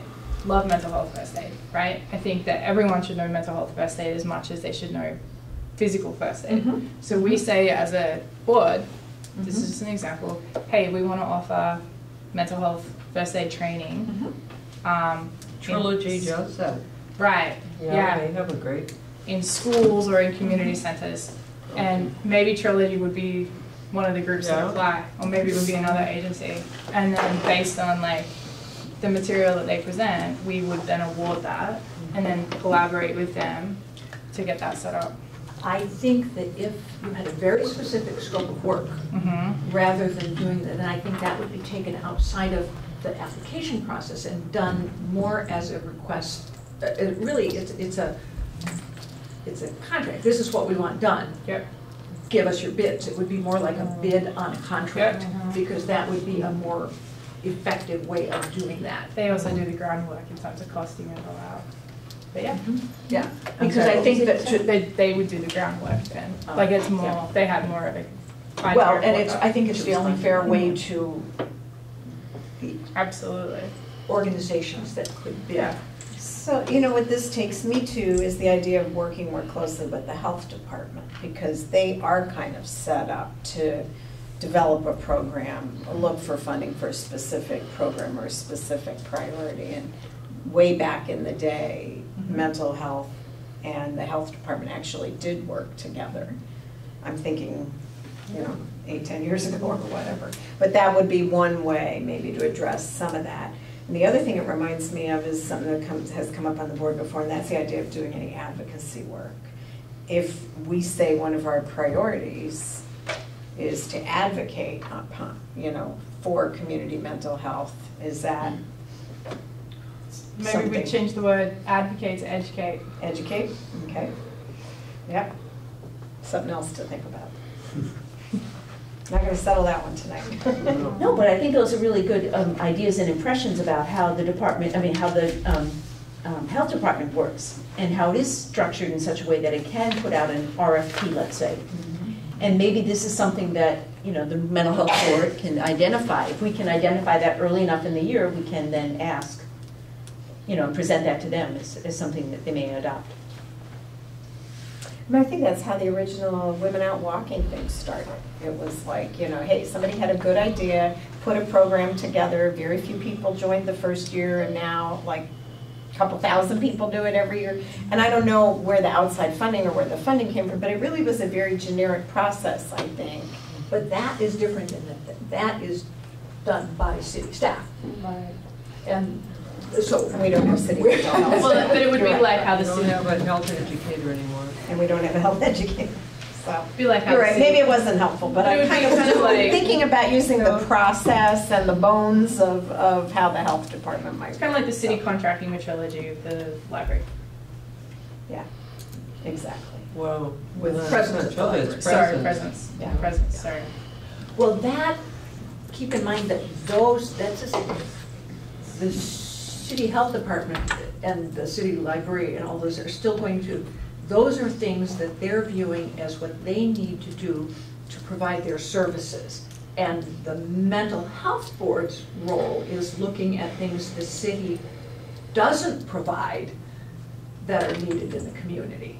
So I don't think we want to, because the city is going to continue to. But then that's how problem, if we keep all working in silos, that's not Well, really constructive. No, you know? but the city knows it can't provide all services. So Right. that's what the mental health board funding is to, because, clearly we don't provide anywhere near that.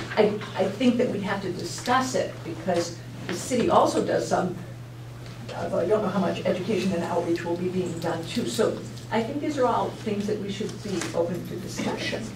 But, if it makes more sense, if there's a goal that we agree needs to be a program or a function, then to procure it versus doing a grant application, it would be a more appropriate purpose. Right. But how we get to that would be a new process that we would have to work out, but could be definitely investigated.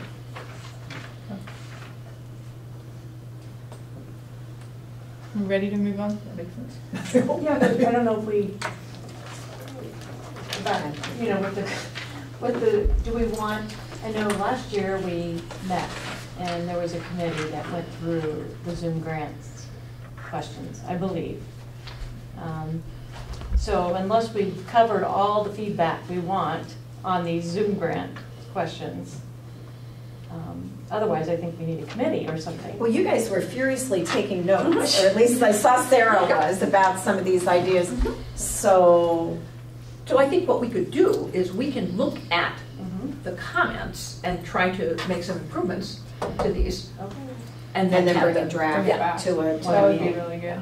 Yeah. And the same thing, I mean, every year we try to look at the actual questions that Mhm. the agencies fill out too, but that's difficult to have right by committee because there are also wording limits and all these things in the Zoom grants, so there are certain things we have to balance, so we're happy to work on. What's most helpful is to hear what you either aren't getting or what isn't helpful in either the application questions or in the scoring questions, and then we'll try to respond to that and get your feedback. Very good. And you can, if we provide drafts, Right. a couple people could work on it rather than have the whole board, that's up to the board, but I think that would probably be. So next step would be Would be us doing some a work draft and ourselves. bringing it back to us. Yeah. Are there any other questions? Did we cover everything? Anybody have questions?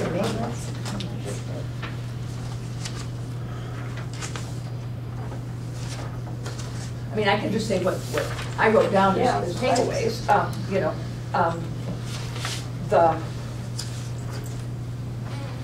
if we can look at wording of questions so that it makes it easier to say, it's in the middle, below where I think it should be, above where, so there's kind of more of a scale that's easy to do from the question is a big one that I think, that I heard. Question of should we differentiate whether it's in the questions or the scoring, or have some questions that are not expected of new applicants just because some of them may not be relevant. In that sort of a situation, you might end up with a different sort of scoring scale for new versus, Anchoring questions to specific things. yes, having pointing to where in the application you look for certain, questions, and a discrete question for the mental health board priorities. Yeah. A discrete question in the application Right. not in the scoring. Capital, bold, everything. A discrete Capital question S, in the application that says, for mental health board applicants only. Priorities, priorities, priorities. And Go ahead. specifically number 9, we had asked about being specific for the mental health board, I think, regarding. Well, no, that was just the opposite. right, Yeah. that's,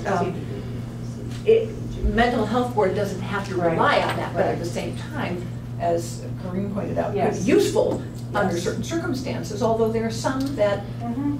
and that could be a weighting difference. Do you see what I'm saying? In other words, we can weight the different questions differently. And so Okay. that could be weighted differently, should that be something that the board wants to do. Wanted to. I'm glad Becky said to have another look at this because number 11, organization has proven experience and capacity to sustain its operations and to comply with local, state, and federal regulations. I would like to know if, Jessica, that could become an administrative question that you handle that one. Absolutely. Yes. The board does not want to consider that. No. No, I think they're saying we're that, not like, familiar we with those should- regulations. And I didn't feel comfortable scoring on something I had no idea No, what it that's, meant. and So I the think I just first, the zeroed it first out. half of that one is part of 10. So we address it with the prior one. And then Good if point. your administrative office could take over the rest of it, that's a great idea. Sure. Actually, Jessica, what about 10 and 11? Because we're talking about stuff.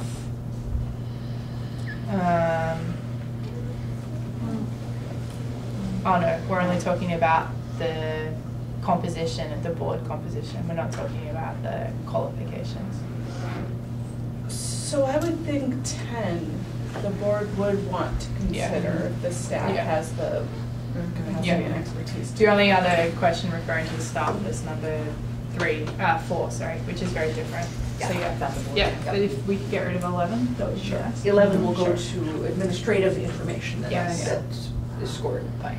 And was there a way to combine 2 and 3? We'll look at that. I mean, I have question mark merge next to it. Well,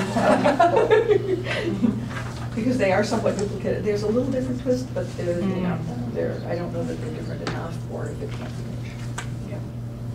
More questions does not necessarily improve scoring. Right, absolutely. Well, but one is about who the program targets services to, and the other is about how an award would expand services. Well, that's a good point.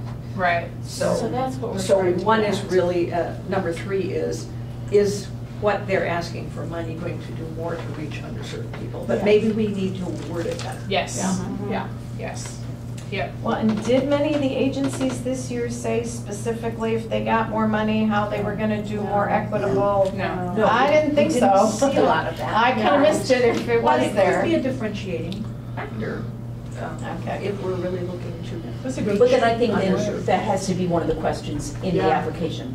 Absolutely. Right. I think typically programs address this question by projecting services to a broader population. So they say, you know, we think we're gonna serve like so many in this current program year, and then we project to serve X number more given the funding in the upcoming program year. But that's always a little bit. I think that we could maybe change it. I'm just giving an example, and sometimes things off the top of my head are not good examples. But one way of trying to differentiate it would be to say, is there something programmatically you're doing differently to reach underserved people? Instead of, you know, just we're kind of doing the same old. Would that type of thing be useful? Well, they might say that all of their clients are underserved.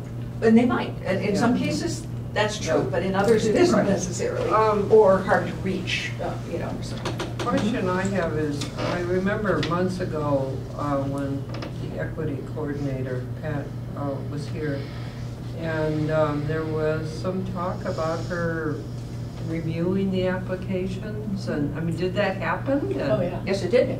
And what kind of an input? Well, her input was incorporated in The scoring and in the questions, because we did Oh, add in some the of the. in your, the No, administrative now. scoring. No, I mean, we did add new questions. I mean, we haven't Yes. asked about their Yes. board composition. No, but I thought it was after the applications were submitted that she was going to also review them. No? No, she didn't review the applications themselves. No, she did the Oh, all input right. on the, Oh, yeah. okay. All right.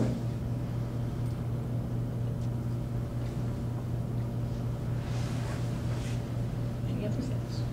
And clearly, this is not going to be the be-all and end-all of No, this right, discussion. yeah, We right. know that, but it's that way, helpful. if you guys have this, when we can get straight into January. Well, it's also helpful because we're close enough to, when people were looking at things still to Yeah, it's to remember. I mean, one of the things that happens is like, Yeah. So is that reasonable to think we could look at it in January at our first meeting? Awesome, that's great. Cool. Awesome. at least to start. That Yeah. doesn't mean it'll be Right, perfect, but yeah. right. No, that's good. Okay, Jessica has printed out 2019 meeting dates. Jessica, is there any comment you want to make for that? No, just wanted to give everyone a heads up. And see if there are any glaring conflicts, challenges. Won't be in January. Oh, okay. And of course, one of the caveats is sometimes that September just moves around on us a million times, but we're trying our best to pin it down. I have no chair report. Jessica, We lost a member. Oh, We should be I do looking have a for- chair report. Oh. I do have a chair report. That blew my mind. Unfortunately, George contacted Jessica and has had to step down from serving. He's got a lot of other commitments going on, so that's a big loss. He's a really nice guy, and I think he added a really great perspective to our discussions. And yeah, so that's disappointing. I reached out to Kimberly Richardson, who receives the applications, reviews them, CC Jessica in, still have not heard. I would love nothing more than a 9-person board next year. I think that there's like great strength in that, and I think that maybe one advantage of the process this year is that more residents learnt that there is a mental health board. Yes. That this mental health board is not like paid people, like it's a volunteer base. This is what the mental health board does. Like they are actually like allocating money. So I think that I would hope that that would generate some sort of interest in serving. That I will reach back out to her and find out, because I would really. You don't have any info on that, do you, Sarah? Not off the top of my head. Okay. I mean, normally what happens is we review, we'll hear your applicants that could come in and stuff like that. Yeah. It's the mayor's office who Right, does it. oh yeah, but they involve us and say, we hear about it. But we can check in on where all that is. Yeah, that would be really helpful. The other thing is, top of my head, February, perhaps it's the Rules Committee, or maybe it's Human Services. This proposal of the amalgamation of Animal Welfare, Mental Health Board, and the Emergency System, when that was presented, that's a Rules Committee, right? I think it's Rules Committee. Yes. When that was presented to Rules Committee, the resolution of that was at their February meeting. They were, between that meeting and February, supposed to be reaching out to the boards and the chairs of the boards and commissions to get input on that, and then those findings would be presented in February. So I'm hoping that by early January, I believe it was possibly, I think that work was Joanna's work. So I think she's the one that should be reaching out to the chairs, and then we can discuss that at the meeting. I don't think, just from what I've observed, I don't think that it has much traction. I don't think it's anything to worry about. I think it's a good attempt by the city to try to consolidate, but I don't think that mental health board will be consolidated, because we have a unique structure in that we have funds to allocate and other boards don't have that. So And what I observed from the Rules Committee is that there was very little support from the city on that. And I think it's important that they hear the very reasoned perspective of why that wouldn't be good from our perspective. That was very polite, the way you said it. Because I know nothing about animals. Because you know That's what, why. it's 9:30, and we could all have said that in a very Thank you, Corinne. less polite way, as we're all getting tired and testy, and, yeah, right. Let's figure out how many, I'm not an animal lover, so I'm discounted from it. Yeah, okay. Yeah. Jessica, do you have stuff? Our next meeting is December 13th, Thursday, December 13th. Does anyone have any objections to no meeting? Is anyone hard pressed to meet? I can't meet, so. Yeah, I'm not gonna be here. So we'll cancel that one. Actually, Mike, we should meet and you can share it. Let's just give me your I'll call it in, I'll Skype it in. Okay. So yeah, our next meeting would be January 10th. Can I get a motion and a vote? Who wants to So moved. move it? There we go. Second. Second. All those in favor? Aye.